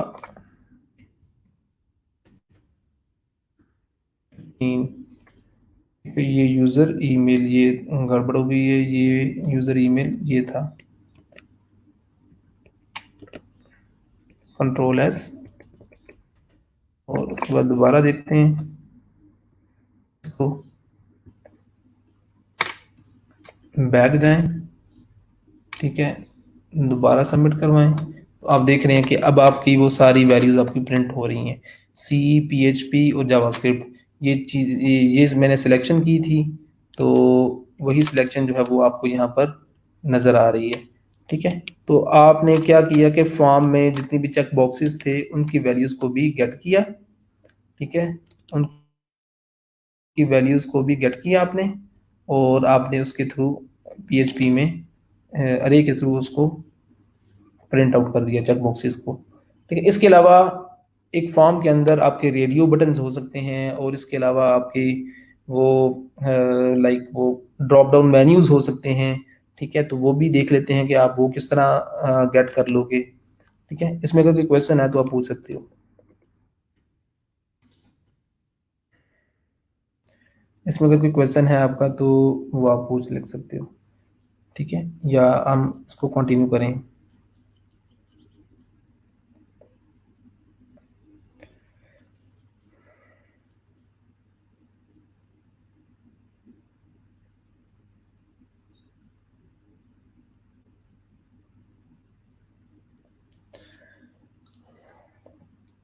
अच्छा, इसमें और बहुत सारी आपकी वो यूज़ होती हैं, लाइक बहुत सारे मेथड यूज़ होते हैं इसको ऑप्टिमाइज़ करने के लिए। वो जो मेथड है वो भी मैं आपको बताऊंगा अभी, ठीक है। तो उसमें क्या होगा कि उससे आप अपनी फॉर्म को मज़ीद ऑप्टिमाइज़ कर सकते हो, उसकी आप कर सकते हो, लाइक चेक कर सकते हो, और एक्सेप्शन हैंडलिंग आप कर सकते हो, ठीक है। वो किस तरह करोगे वो मैं आपको अभी बताऊंगा। तो अब आप अगर आपने रेडियो बटन फॉर एग्जांपल आपने वो यूज़ करने हैं, ठीक है, रेडियो बटन, उनकी वैल्यूज़ आपने गेट करनी है, तो वो भी आपकी गेट हो सकती हैं। आप क्या करोगे, फॉर्म में आप रेडियो बटन्स डिफाइन कर दोगे, ठीक है, और फॉर्म के अंदर डिफाइन करने के बाद आप लोग उनकी वैल्यूज़ गेट कर लोगे। लाइक यहाँ पर मैं एंड पे सबमिट से पहले, ठीक है, सबमिट से पहले मैं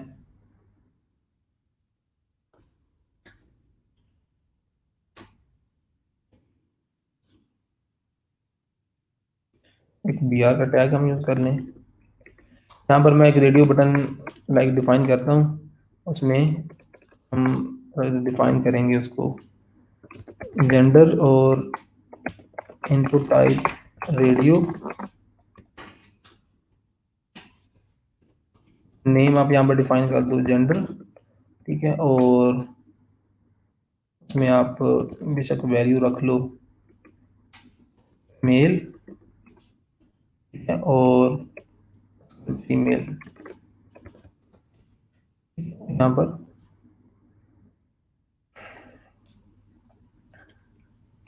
आप मेल और फीमेल भी बाहर डिफाइन कर दो।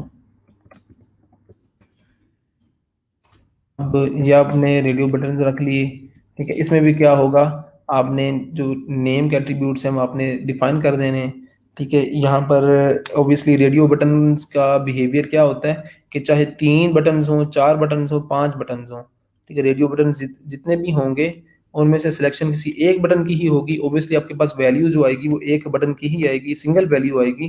तो इसमें वो अरे का कॉन्सेप्ट नहीं होगा, इसमें सिंपली वो आपने क्या करना है कि मेक श्योर करना है कि जितने भी रेडियो बटन्स हैं, ठीक है, जितने भी रेडियो बटन्स हैं, अभी फिलहाल जेंडर के केस में ऑब्वियसली 2 ही हम रखेंगे, तो दोनों के नेम एट्रीब्यूट्स अपने सेम रखने हैं। यहाँ पर भी जेंडर और यहाँ पर भी आपने जेंडर डिफाइन करना है। जो भी सेम सेम नेम रखेंगे तो क्या होगा कि वो आप सिंगल वैल्यू सेलेक्ट कर सकोगे, जो भी यूज़र सेलेक्ट करेगा मेल या फीमेल, तो आपके पास वो सिंगल वैल्यू आ जाएगी। तो यहाँ पर आपने डिफाइन करना है और पीएचपी के अंदर आपने उसको गट गेट कर लेना है। लाइक यहाँ पर आप उसके बाद यहाँ पर जेंडर और अंडरस्कोर पोस्ट और यहाँ पर सिंगल कोट्स के अंदर आप वो जेंडर, वो जो की होगी आप वो डिफाइन कर दोगे, तो पोस्ट मेथड के थ्रू आप वो चीज़ भी गेट कर सकते हो। और यहाँ पर आप सिंपली मेंशन कर दो कि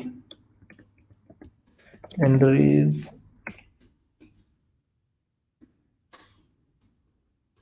सेमीकोलन, ठीक है। तो आपकी वो सारी वैल्यूज जो हैं वो आपकी वो प्रिंट आउट हो जाएंगी। अब रहेगी बात उसकी आपकी मल्टीपल वैल्यूज की, वो जो ड्रॉप डाउन मेन्यूज वाली हैं, तो उसने उसके लिए भी आप इसी तरह ही करोगे। आप एक अरे डिफाइन कर सकते हो सिंगल वैल्यू मल्टीपल वैल्यूज के लिए, और आप की डिफाइन कर सकते हो सिंगल वैल्यू के लिए, ठीक है। तो किस तरह होगा वो भी देख लेते हैं, ठीक है। मैं अगर प्रिंट आउट करूँगा, कंट्रोल एस करूँ, वापस जाएं, रिफ्रेश करें, ठीक है। आप यहाँ पर इसको सेव नहीं था किया, सेव करें। यहाँ पर डिफाइन करो ईमेल, यूज़र नेम, पासवर्ड, और स्किल्स के अंदर मैं मेंशन करता हूँ C, C plus plus, P H P, सब सारी वैल्यूज। और यहाँ पर मैं मेल, तो यहाँ पर आप देखेंगे कि वो सारी चीज़ आपको मिल रही हैं। आपको वो जो जेंडर है वो भी आपको यहाँ पर नज़र आ रहा है, मेल, ठीक है। तो जो आप सिलेक्शन करोगे वो चीज़ आपको वहाँ पर नज़र आ जाएगी, मिल जाएगी। अब अगर यहाँ पर वो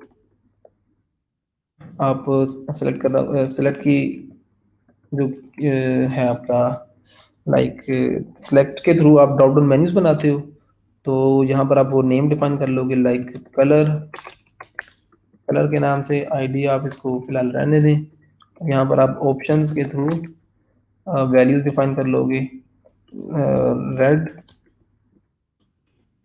ठीक है, ग्रीन और आपका ब्लू।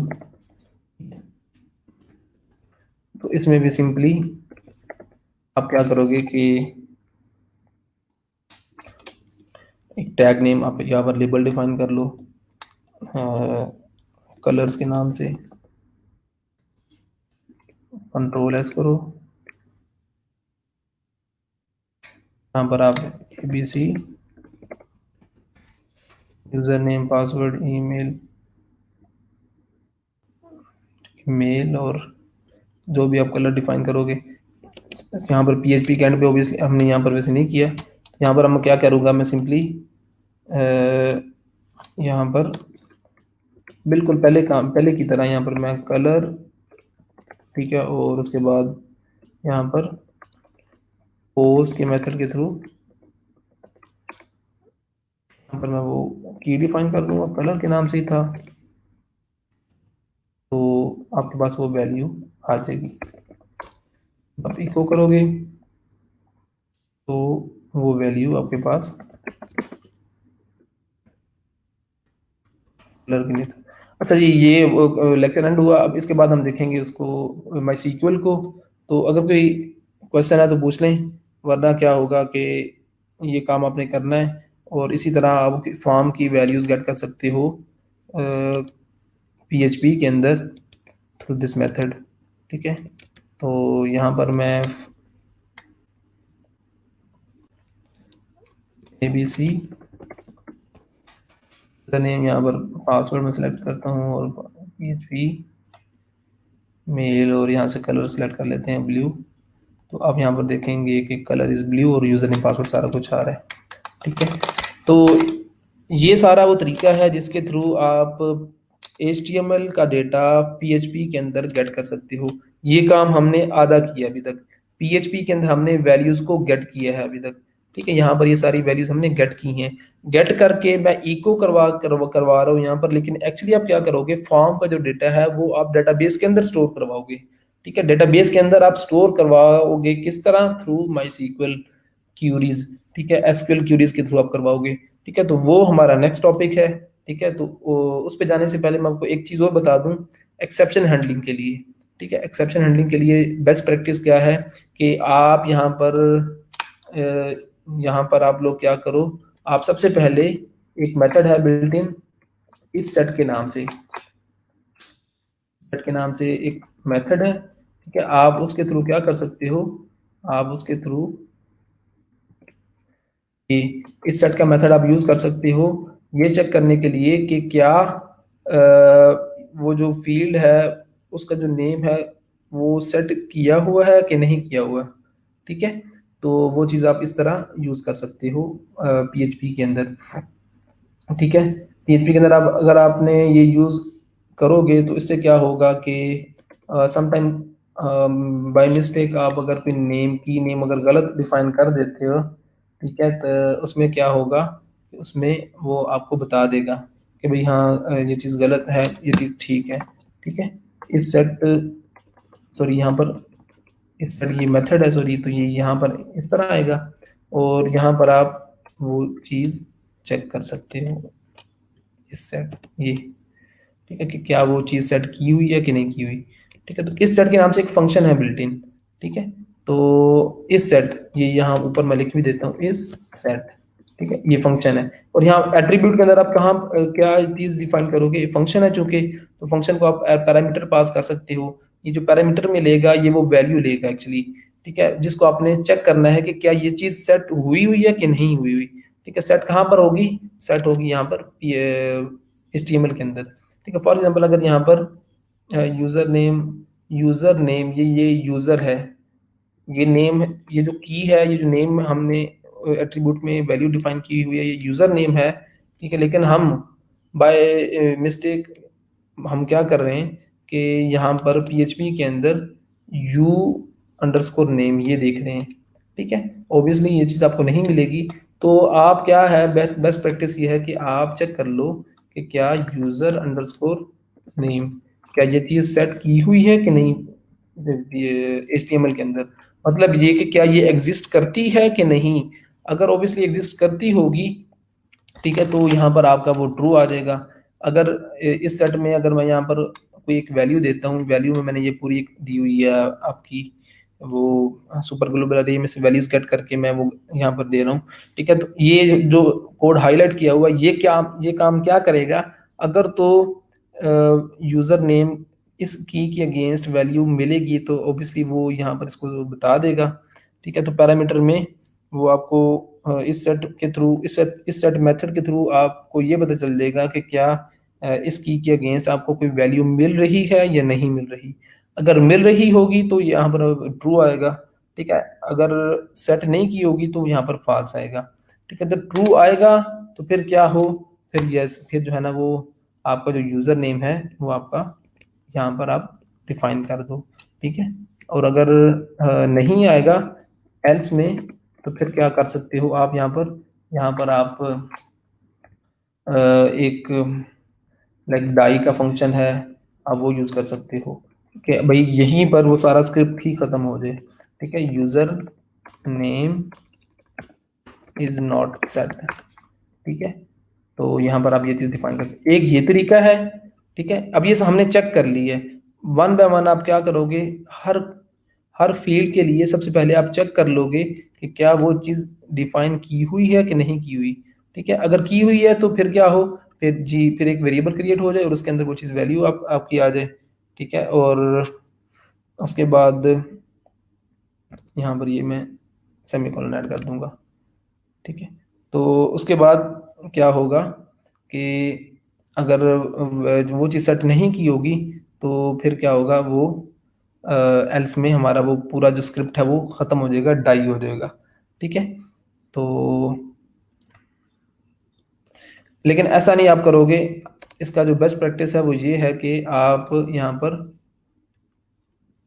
ये वाली चीज़ डिफाइन कर दो, ठीक है, कि आप क्या करो, आप लोग ये है नॉट ऑपरेटर आप यूज कर लो। ये नॉट ऑपरेटर काम क्या करेगा, ठीक है, ये नॉट का ऑपरेटर क्या काम करेगा, ये काम करेगा कि अगर अब जरा मुझे आप बताओ कि यहाँ पर मैं क्या लिखूंगा। ठीक है, यहाँ पर इस सेट, ये जो फंक्शन है, ये फंक्शन क्या चेक करेगा कि यूजर नेम इस की के अगेंस्ट ये की सेट की हुई है कि नहीं की हुई। ठीक है, इस की के अगेंस्ट कोई वैल्यू मिल रही है या नहीं मिल रही। ठीक है, तो ये फंक्शन तो वो यस या ट्रू, यस या नो की फॉर्म में आपको रिजल्ट देगा। तो ये नॉट का ऑपरेटर यहाँ पर लिखा हुआ है, आपको पता है कि यस होगा तो वो नो नो में कन्वर्ट हो जाएगा, नो होगा तो वो यस में कन्वर्ट हो जाएगा। तो यहाँ पर मैं क्या करूंगा, डाई। ठीक है, यहाँ पर मैं लिख दूंगा कि user name is not set या की इज इनवैलिड, कुछ इस तरह की हम स्टेटमेंट लिख सकते हैं। ठीक है, एंड पे सेमी कॉलन और कंट्रोल एस।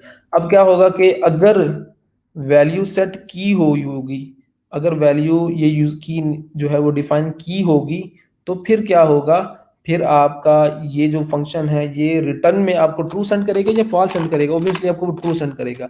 ट्रू सेंड करेगा तो वो आप नॉट का ऑपरेटर उसको फॉल्स बना देगा। फॉल्स बनाएगा तो फिर क्या होगा कि ये सारा कोड स्किप और आपका बाकी वाला जो काम है वो चल पड़ेगा, बाकी वाली लाइंस जो है वो आपकी एग्जीक्यूट हो जाएंगी। ठीक है, वो कब, ये वाली एग्जीक्यूट कब होंगी, जब आपका यूजर नेम सेट हुआ होगा, यूजर नेम ये की आपकी डिफाइन की होगी, तो फिर क्या होगा, काम चलेगा। अगर नहीं की होगी, ठीक है, फॉर एग्जांपल ये यूजर नेम जो है वो, फॉर एग्जांपल ये आर, ये बाय मिस्टेक मैंने ये यूज अंडरस्कोर नेम लिख दिया। ऑब्वियसली ये की अब डिफाइन नहीं की हुई कहीं पर भी फॉर्म के अंदर, यहाँ फॉर्म के अंदर मैंने कहीं पर भी ये की डिफाइन नहीं की हुई। तो अब क्या होगा, अब मुझे ये वाला जो फंक्शन है इस सेट वाला, ये मुझे फॉल्स रिटर्न करेगा कि भाई इस तरह की जो है वो कहीं पर भी सेट नहीं की हुई, इस की के अगेंस्ट मुझे कुछ भी नहीं मिल रहा। ठीक है, तो इसकी ये फंक्शन जो है ये ट्रू सेंड, फॉल्स सेंड करेगा, फॉल्स। तो फॉल्स जो है वो नॉट ऑपरेटर के साथ जब टकराएगा तो वो ट्रू हो जाएगा। ठीक है, फॉल्स ट्रू हो जाएगा, ट्रू होगा तो फिर ये आपका फंक्शन जो है वो स्क्रिप्ट पूरे का पूरा डाई हो जाएगा। ये एक बिल्ट इन फंक्शन है जो कि जिसका फंक्शन क्या है, डाई कर दो, खत्म कर दो सब कुछ, आगे हमने चलना ही नहीं है, क्योंकि यहीं पर हमारा काम खराब हो रहा है। ठीक है, तो काम नहीं चलेगा। तो अब आप काम क्या करोगे, ये जो है ये आप हर एक के लिए डिफाइन करोगे, यूजर ईमेल। ठीक है, user email is not set, और उसके बाद ये यूजर पासवर्ड है तो आप ये भी डुप्लीकेट कर दोगे। ठीक है, user password is not set.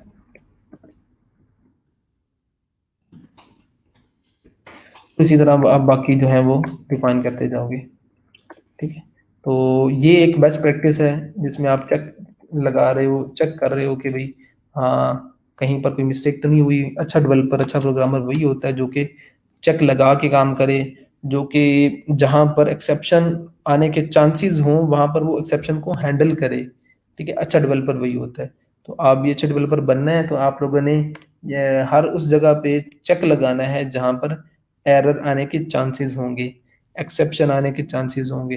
ठीक है, तो आप कोई भी अगर लाइब्रेरी देखोगे गिटहब के ऊपर पीएचपी की फॉर्म हैंडलिंग वाली, या जहाँ पर ये चीज़ ये काम हो रहा होगा तो वहाँ पर ये एक्सेप्शन जो है वो या इस मेथड के थ्रू उन्होंने काम किया होगा। ठीक है, तो आई होप कि आप लोग भी इसी के थ्रू आप काम करोगे। तो ये वो चीज़ मैंने आपको बतानी थी। अब अगर कोई क्वेश्चन है तो पूछ लें, वरना मैं आपको माई सीक्वल वाला सिर्फ एक इंट्रोडक्शन उसका दे देता हूँ, माई सीक्वल का। ठीक है, इंट्रोडक्शन, क्वेश्चन है तो पूछें, वरना अगला मॉड्यूल, मेन मॉड्यूल हमारा डेटाबेस का, जो कि इस कोर्स का एक मेन मॉड्यूल है। ठीक है, वो हम देखने जा रहे हैं। तो मेक श्योर कि इसमें आपको ये वाली सारी चीज़ें आपकी कवर हो चुकी होंगी। क्वेश्चन है तो ज़रूर पूछ लें, वरना मैं इसको स्टार्ट कर देता हूँ। ठीक है, एसक्यूएल। ठीक है, आज के लेक्चर में सिर्फ हम इतना ही देखेंगे कि ये जो बेसिक टर्म्स यूज होती हैं आपकी, आपने नाम सुना होगा एसक्यूएल का, आपने नाम सुना होगा माई एसक्यूएल का, आपने नाम सुना होगा एसक्यूएल सर्वर का। ठीक है, आपने नाम सुना होगा ओरेकल का। ठीक है, तो इन सारी चीज़ों में फ़र्क क्या है, डिफरेंस क्या है। ठीक है, ये हमने देखना है। और एक वेबसाइट के लिए डेटाबेस जो है वो क्या उसके लिए वो इम्पोर्टेंस है उसकी, और किस तरह कब आपका जो है वो डेटाबेस, आपको डेटाबेस की ज़रूरत आपको पड़ती है, और डेटाबेस का काम क्या होता है। ठीक है, डेटाबेस का जो मेन कॉन्सेप्ट है वो इन वेब डेवलपमेंट वो देखेंगे। ठीक है, और दूसरा हम देखेंगे कुछ टर्म्स को, SQL, my SQL, Oracle, SQL server, ये जो सारी चीज़ें हैं इनमें फ़र्क क्या है। ठीक है, तो स्टार्ट करते हैं डेटाबेस के साथ। डेटाबेस, इसकी अगर हम डेफिनेशन करें तो आपको पता है कि इसमें आप जो इसकी डेफिनेशन करते हो उसमें ये है कि कलेक्शन ऑफ ऑर्गेनाइज्ड डेटा।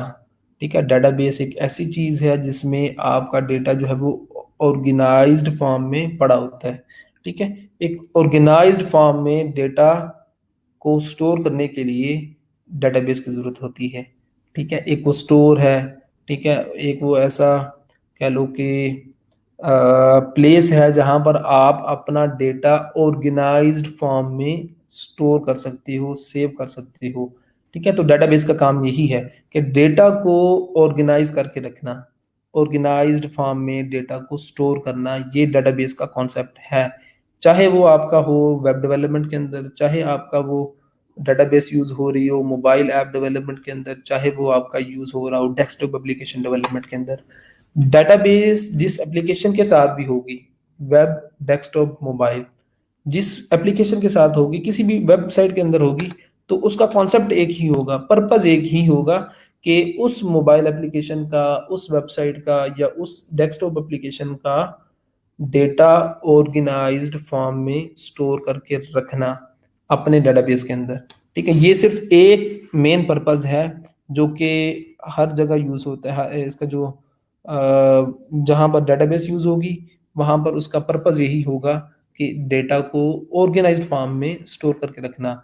अब डेटा को आप ऑर्गेनाइज्ड फॉर्म में कितने तरीकों से रख सकते हो, वो कौन से ऐसे तरीके हैं, एक उनमें एक बड़ा पॉपुलर है टेबुलर फॉर्म में। डेटा को आप स्टोर करो टेबुलर फॉर्म में। टेबुलर फॉर्म से मुराद क्या है, रोज एंड कॉलम्स। ठीक है, आप अपनी वेबसाइट का डेटा रोज एंड कॉलम्स की फॉर्म में स्टोर कर लो। आपने माई सीक्वल और उसके अलावा जो यूनिवर्सिटीज़ के अंदर अगर आपने कोई सब्जेक्ट पढ़ा हुआ है तो उसमें भी आई होप कि आपने यही चीज़ पढ़ी होगी कि किस तरह आप अपनी वेबसाइट का डेटा आप रोज एंड कॉलम्स की फॉर्म में स्टोर कर सकते हो। ठीक है, तो ये ऑर्गेनाइजेशन, ये ऑर्गेनाइजेशन मेथड है एक।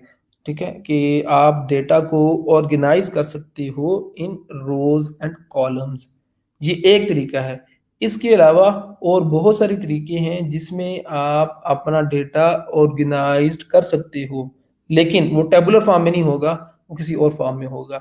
फॉर एग्जांपल वो आपका हो सकता है जी नोड्स की फॉर्म में।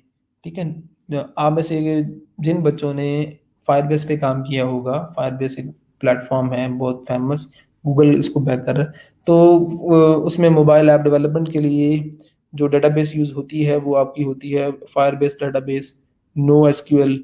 उसमें जो डेटा आपका स्टोर होता है वो आपका नोड्स की फॉर्म में होता है, नोड्स की फॉर्म में। ठीक है, टेबुलर फॉर्म में नहीं होता। ठीक है, वो एक दूसरा तरीका है डेटा को ऑर्गेनाइज करने का, डेटा को स्टोर करने का। ठीक है, हम जो देखेंगे अपने लेक्चर्स के अंदर, चूंकि हमने माई सीक्वल को देखना है, तो माई सीक्वल के अंदर जो आपका डेटा है वो टेबुलर फॉर्म में स्टोर होता है, टेबल्स, रोज एंड कॉलम्स की फॉर्म में। मैं आपको यहाँ से दिखा भी देता हूँ।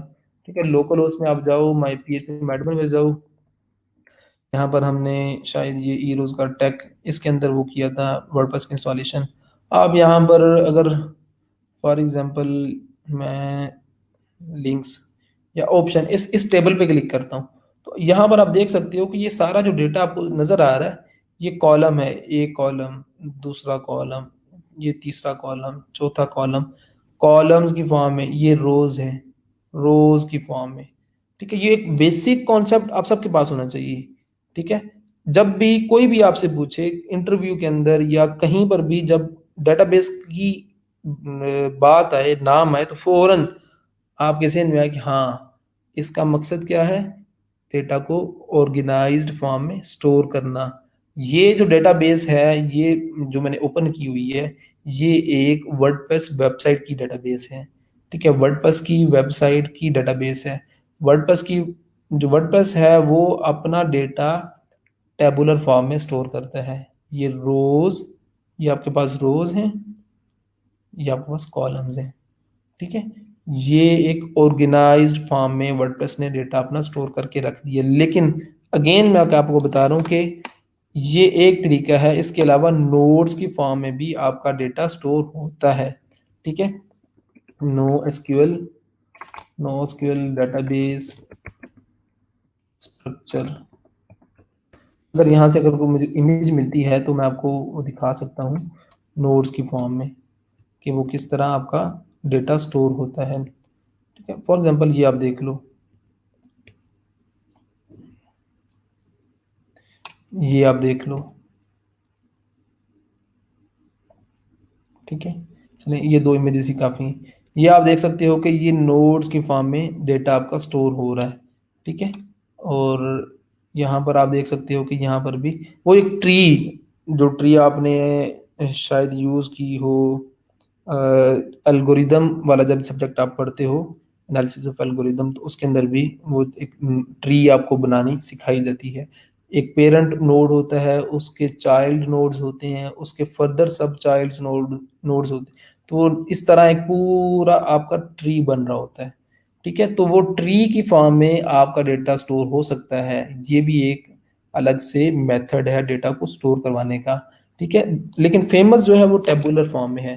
ठीक है, तो इसके अलावा और भी बहुत सारे मेथड्स हैं, लेकिन वो जो एडवांस जो मेथड है, एडवांस जो स्ट्रक्चर है डेटाबेस का, वो आपका ये नोड्स की फॉर्म में ही है। इसमें आपकी बहुत सारी प्रॉब्लम्स का सलूशन है। एफिशिएंट वे में आप डेटा स्टोर कर सकते हो। यहाँ टेबुलर फॉर्म के अंदर आपको बहुत सारे इश्यूज आते हैं, लाइक आप डेटा डुप्लीकेशन का के चांसेस होते हैं बहुत ज़्यादा। ठीक है, डेटा डुप्लीकेट हो जाए। ठीक है, फॉर एग्जांपल अगर एक रो के अंदर यहाँ पर साइट यूआरएल है और यहाँ पर ये उसकी वैल्यू है, अगर दूसरी यहाँ पर मैं अगर साइट यूआरएल दोबारा लिख दूं, और या इसमें चेंज नहीं करूंगा वैसे, ना होगा भी नहीं। और अगर फॉर एग्जांपल यहाँ पर भी साइट यूआरएल आ जाए और यहाँ पर भी ये जो ऊपर वैल्यू वैल्यू है, नीचे भी वही वैल्यू आ जाए, तो फिर क्या होगा कि दो रोज के अंदर सेम वैल्यूज आपकी पड़ी होंगी। ठीक है, जो कि एक बैड प्रैक्टिस है, या यूं समझ लो कि वो आपका वो जो डेटा है वो डुप्लीकेट हो रहा है। डुप्लीकेशन कभी भी एक्सेप्ट नहीं की जाती। तो टेबुलर फॉर्म में जो डेटा आप स्टोर करते हो उसमें ज़्यादा चांसेस होते हैं डुप्लीकेशन के। नोड्स की फॉर्म में जब डेटा स्टोर होता है ना, तो उसमें आप डुप्लीकेशन के भी चांसेस नहीं होते, और जिस तरह मर्जी जैसे मर्जी आप डेटा को ऑर्गेनाइज कर लो। ठीक, खैर, तो हाँ, उसको तो हमने देखना नहीं है, हम टेबुलर फॉर्म को ही देखेंगे।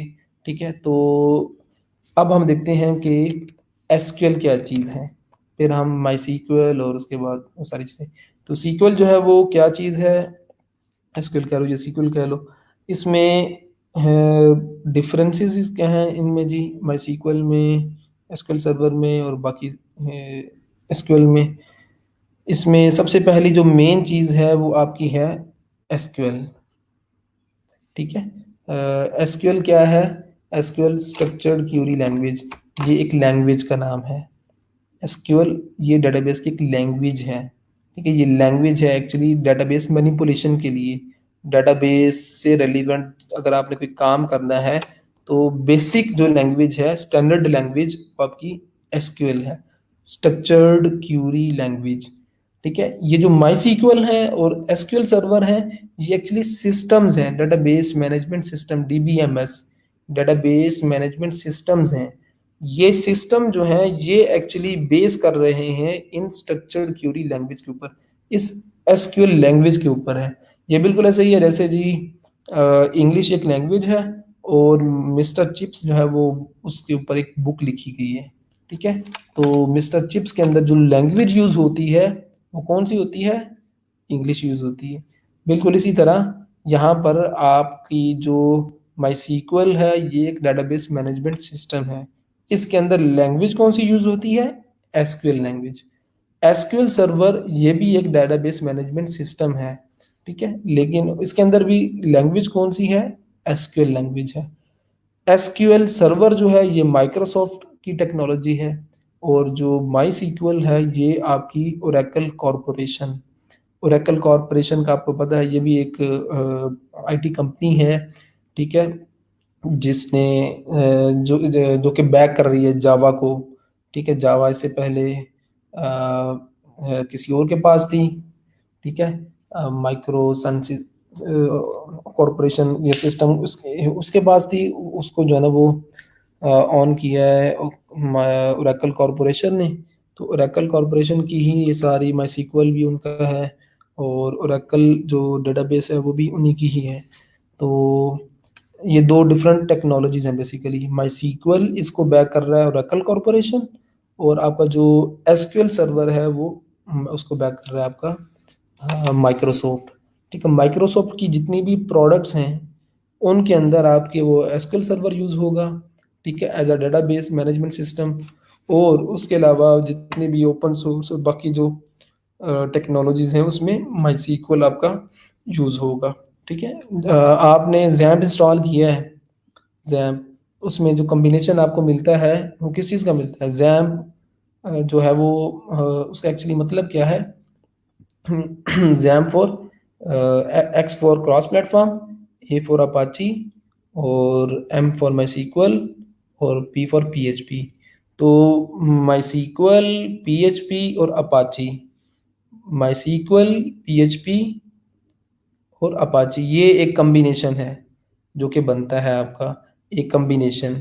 जहाँ पर भी माई सीक्वल होगा वहाँ पर जो अपाची है वो एज अ वेब सर्वर आ रहा होगा, और उसमें जो सर्वर साइड लैंग्वेज होगी वो आपकी पीएचपी होगी। पीएचपी, माई सीक्वल और अपाची, ये कंप्लीट कम्बिनेशन बनता है, ठीक है। जितनी भी टेक्नोलॉजीज हैं आपने उसमें देखा होगा कि ये इस कम्बिनेशन के साथ वो चल रही होती हैं। डेटाबेस मैनिपुलेशन के लिए माई सीक्वल, बैक सर्वर साइड जो लैंग्वेज होगी वो आपकी पीएचपी होगी, और जो अब सर्वर होगा, सर्वर वो अपाची सर्वर होगा। दूसरा आपका कौन सा है, दूसरा आपका माइक्रोसॉफ्ट की टेक्नोलॉजीज आती हैं, for example dot net, dot net as a server side language, जिस तरह पीएचपी एक सर्वर साइड लैंग्वेज यूज होती है, तो माइक्रोसॉफ्ट की प्रोडक्ट्स के अंदर डॉट नेट जो है वो सर्वर साइड लैंग्वेज यूज होती है, ठीक है। और SQL server as a database management system, और उसके अलावा माइक्रोसॉफ्ट की है एक आईएस के नाम से एक उनका वो है लाइक वो अपाची सर्वर है उनका, ठीक है, जिस तरह अपाची आपका सर्वर है। तो ये अलग से कम्बिनेशन है माइक्रोसॉफ्ट टेक्नोलॉजीज का। और उसके अलावा जो ओपन, ये सारी ओपन सोर्स है, आपका MySQL भी, आपका पीएचपी भी, और आपके पाची भी, ये सारी ओपन सोर्स टेक्नोलॉजीज है, इनका अलग से कम्बिनेशन बनता है। तो कम्बिनेशन आपको पता होना चाहिए, ठीक है। तो हम जो देखेंगे वो एसक्यूएल को देखेंगे, और एसक्यूएल के अंदर एज अ लैंग्वेज, और साथ में MySQL as a database management system. तो उसमें हमने वो सारी चीज़ें देखनी हैं, ये वाली एसक्यूएल की जो बेसिक डेटा टाइप्स हैं वो हम देखेंगे। उसके बाद एसक्यूएल के थ्रू आप क्या कुछ कर सकते हो वो हम देखेंगे, और इसकी कुछ क्यूरीज हैं, क्यूरीज आप यूज़ करते हो डेटाबेस के साथ इंटरेक्शन के लिए, ठीक है। डेटाबेस में से डेटा अगर आपने गेट करना है, उसको आपने सेंड करना है आप अपने ब्राउज़र को, ठीक है, तो वो आप उसके लिए क्यूरीज आप यूज़ करोगे। जो कॉमनली क्यूरीज होती हैं वो मैं आपको बताऊंगा। अब आज के बाद जितने भी लेक्चर्स होंगे उनको अच्छे तरीके से आप सुनिएगा। ये सारी चीज़ें अगर आप सीख लोगे तो आप किसी भी मोबाइल एप्लीकेशन डेवलपर को वेब एपीआईज की सर्विसेज दे सकते हो, ठीक है। ये जो आगे 2-3 लेक्चर्स आएंगे ना, ठीक है, अगर आप ये आपको अच्छे तरीके से आते होंगे, और आप, ये बड़ी सिंपल चीज़ें हैं वैसे। पीएचपी के अंदर हम रैक या देखेंगे कि किस तरह माई सीक्वल के कौन से फंक्शंस हैं जिनको यूज़ करके आप डेटाबेस की मैनिपुलेशन कर सकते हो, ठीक है। तो ये अगर आप स्किल सीख जाओगे तो उसके बाद किसी भी मोबाइल एप्लीकेशन डेवलपर को आप सर्विसेज दे सकते हो वेब एपीआईज की, पहली चीज़, ठीक है। दूसरा, आप पीएचपी के किसी भी फ्रेमवर्क पे काम कर सकते हो, एडवांस फ्रेमवर्क पे, लारावेल पे काम करना है तो उस पर आप कर सकते हो। तीसरी चीज़ क्या है कि वर्डप्रेस पे आप काम कर सकते हो, ठीक है? जितने भी सीएमएस हैं उनमें से जो वर्डप्रेस है, आप वर्डप्रेस के ऊपर भी काम कर सकते हो, क्योंकि वर्डप्रेस जो है उसके अंदर भी माईसीक्वल और पीएचपी ही यूज़ हो रही है, ठीक है? तो चूँकि मैं मोबाइल एप्लीकेशन डेवलपमेंट पे काम करता हूँ, तो मुझे अक्सर जो है ना वो एक ऐसे डेवलपर या ऐसे सर्वर साइड डेवलपर की ज़रूरत होती है जो कि मेरी मोबाइल एप्लीकेशंस के लिए वेब एपीआईज़ लिख सके। और अगर आपको ये सिंपल क्रूड, ये जो क्रूड ऑपरेशंस हैं, ये जो क्यूरीज़ हम देखेंगे, 3-4 क्यूरीज़ हैं, ये क्यूरीज़, इन क्यूरीज़ पे काम करना आपको अच्छे तरीके से आता है, तो आप यकीन मानो किसी भी मोबाइल एप्लीकेशन डेवलपर को सर्विसेज दे सकते हो राइट आफ्टर दीज क्यूरीज, ठीक है? आप को अगर पिछली सारी चीज़ें आती हैं, ये चीज़ें सीख लो, डेटाबेस मैनिपुलेशन, तो आप किसी भी मोबाइल एप्लीकेशन डेवलपर को, ठीक है, ये सर्विसेज दे सकते हो एज अ बैकएंड डेवलपर की। तो उसमें चाहे एप्लीकेशन आपकी जितनी मर्जी कॉम्प्लेक्स हो, आपकी 90% जो मोबाइल एप्लीकेशन की वेब एपीआईज हैं वो इन क्रूड ऑपरेशंस के थ्रू, इन क्यूरीज के थ्रू वो आप वेब एपीआईज लिख सकते हो, ठीक है? तो कल से हम बकायदा स्टार्ट करेंगे इसको जी, डेटाबेस वाला जो पोर्शन है उसको। तो इससे पहले क्या है कि आप लोग वर्डप्रेस की जो वेबसाइट है वो आप कंप्लीट कर लो आज। जितना भी काम आपने किया है उसको अपलोड कर दो। मुझे बड़ा दुख है कि सिर्फ एक बच्चे ने काम अपलोड किया है, ठीक है? आप काम अपलोड कर दो जितना भी हुआ है, ठीक है? और उसको आप शेयर करो गूगल क्लासरूम के अंदर, बाकी लोग उसमें अपनी इनपुट्स दें, सजेशंस दें, तो बिडिंग भी करते रहो। बहुत सारे बच्चों को जो ना ऑर्डर्स मिले हुए हैं, आप हैरान होंगे कि कुछ बच्चों को अच्छे खासे ऑर्डर्स मिले हैं और अच्छा खासा वो अर्न कर रहे हैं। और कुछ बच्चे हैं जो कि बिल्कुल, जिनका भी स्टार्ट है, 7-8 बच्चे जो है ना वो आप में से ही हैं, 7-8 बच्चे जो कि इस वक़्त अर्निंग कर रहे हैं, ठीक है? और जो जिनको ऑर्डर अभी तक नहीं मिले, ठीक है, वो कोशिश करें कि बिडिंग करें और फाइवर की अपनी जो प्रोफाइल है वो बार-बार देखते रहें, बाय रिक्वेस्ट आए तो उनको वो फ़ौरन प्रपोज़ल सेंड करें, ठीक है? कोशिश करेंगे, हिम्मत करेंगे तो इंशाल्लाह आप में से हर बच्चे को काम मिलेगा। आपको काम मिलेगा, हमें खुशी होगी, ठीक है? तो आप मुझे जब ज़रूर बताओ जब भी आपको काम मिले, ठीक है? तो मेरी कोशिश ये है कि यहाँ जाने से पहले-पहले मैक्सिमम बच्चों को जो है वो एटलीस्ट उनका एक ऑर्डर कंप्लीट हो ताकि उनको प्रोसेस का पता चल जाए, ठीक है? बाकी रिस्क देने वाली ज़ात अल्लाह की है। हम अपने एंड पे तो कोशिश कर सकते हैं, लेकिन ये है कि कोशिश जो करता है, उसको उसका रिज़ल्ट ज़रूर मिलता है, ठीक है? अब नहीं तो इंशाल्लाह जब कोर्स एंड हो जाएगा, बाद में आपको ऑर्डर्स मिल जाएँगे, ठीक है? लेकिन हर बंदे का अपना टाइम है, जो मेहनत करेगा, उसको रिज़ल्ट उसका ज़रूर मिलेगा, ठीक है? तो हिम्मत करते रहें और आपने डिसहार्ट बिल्कुल नहीं होना जिनको ऑर्डर्स नहीं मिले कि भई मुझे क्यों नहीं मिला, ठीक है? क्यों नहीं मिला? क्योंकि आपका जो रिज़्क है वो आपके मुक़द्दर में है और आपको आपका जो रिज़्क है वो अपने टाइम पे मिलेगा। मेहनत करना शर्त है आपके ज़िम्मे, ठीक है? ऐसा हरगिज़ नहीं है कि आप जो है ना वो डिसहार्ड होके छोड़ दो कि ये काम ही फ़ुज़ूल है, ये काम नहीं मिलता, ऐसा नहीं होगा, ठीक है? मैंने बहुत सारे बच्चों को देखा है, बहुत सारे बच्चों को। लास्ट बैच में सिर्फ़ 2 बच्चों की अर्निंग स्टार्ट हुई थी कोर्स के दौरान। अभी तो फिर भी 7-8 हैं। लास्ट बैच में सिर्फ़ 2 बच्चों की अर्निंग स्टार्ट हुई थी कोर्स के दौरान। अब अल्हम्दुलिल्लाह मैक्सिमम बच्चे अर्निंग कर रहे हैं। कुछ बच्चे तो उन्होंने अपना ई-कॉमर्स स्टोर जो है ना वो उन्होंने स्टार्ट किया हुआ ई-कॉमर्स बिज़नेस। कुछ बच्चों को अभी ऑर्डर्स मिलना शुरू हुए हैं फाइवर के ऊपर। जब भी वो मुझे बताते हैं तो मुझे बड़ी खुशी होती है। तो आप में से भी जो बच्चे काम करते रहेंगे, अब कुछ बच्चे ऐसे भी हैं जो कि जिन्होंने कोर्स किया और कोर्स के बाद जी नया कोर्स, नई इंटर्नशिप, नई चीज़ें, तो कोर्स के बाद कोर्स, कोर्स के बाद कोर्स, तो वो जो है ना वो अभी तक उनको कोई रिज़ल्ट इस तरह का नहीं मिला, तो वो अभी भी जो है ना वो कोर्सेज़ ही और इंटर्नशिप्स ही कर रहे हैं, ठीक है? मेहनत शर्त है और अगर आप मेहनत करोगे कोर्स के बाद भी तो इंशाल्लाह आपको रिज़ल्ट्स ज़रूर मिलेंगे। और बाकी जब तक आपको ऑर्डर नहीं मिलता, मैक्सिमम फ़ोकस आप दो अपना इन लेक्चर्स के ऊपर, ठीक है? इन लेक्चर्स के ऊपर दो। हमने शॉपिफ़ाई का भी 1-2 लेक्चर्स वैसे देखने हैं बाय द वे। शॉपिफ़ाई में मैंने आपको ये बताना है कि किस तरह आप HTML, CSS, जावास्क्रिप्ट, बूटस्ट्रैप उसको इम्प्लीमेंट कर सकते हो शॉपिफाई में। और उसमें वैसे एक स्टैटिक सेक्शंस और डायनामिक सेक्शंस क्रिएट करने का भी मैं हर दफ़ा लेक्चर देता था, लेकिन इस दफ़ा आपको नहीं दिया। ठीक है, वो भी हम देख लेंगे इंशाल्लाह। लेकिन यह कि सारा कुछ आपके रिस्पॉन्स पे होगा। अगर जिस तरह आप में से सिर्फ एक बच्चे ने वेबसाइट कंप्लीट की, तो ऑब्वियसली फिर मेरा दिल नहीं करेगा कि यार मैं एक्स्ट्रा क्यों पढ़ाऊँ। ठीक है, चूंकि वो चीज़ एक्स्ट्रा है। तो अगर आपका रिस्पॉन्स अच्छा होगा, जो काम करने वाले हैं, ठीक है, तो ऑब्वियसली मैं आपको वो सारी चीज़ें पढ़ाऊंगा। बहुत सारे बच्चों को शोपिफाई के ऑर्डर्स मिले हैं बाय द वे। ठीक है, बहुत सारे बच्चों को। और कुछ बच्चों को रोजाना मैसेजेस आ रहे होते हैं। आप में से बहुत सारे बच्चे हैं, आपको पता है कि आप जिनकी मैं बात कर रहा हूँ। तो बात ये है कि काम है बहुत सारा करना आपने। ठीक है, उसके लिए आपको स्किल आनी चाहिए, आपको काम करने की, काम करना आना चाहिए। ठीक है, काम बहुत ज़्यादा मौजूद है, वर्डप्रेस का भी, शॉपिफाई का भी, जो चीज़ आप सीख रहे हो। ठीक है, हाँ, जब तक काम नहीं मिलता मैक्सिमम फोकस आप दो अपना लर्निंग के ऊपर। इंशाल्लाह जब कोर्स कंप्लीट हो जाएगा और जब आप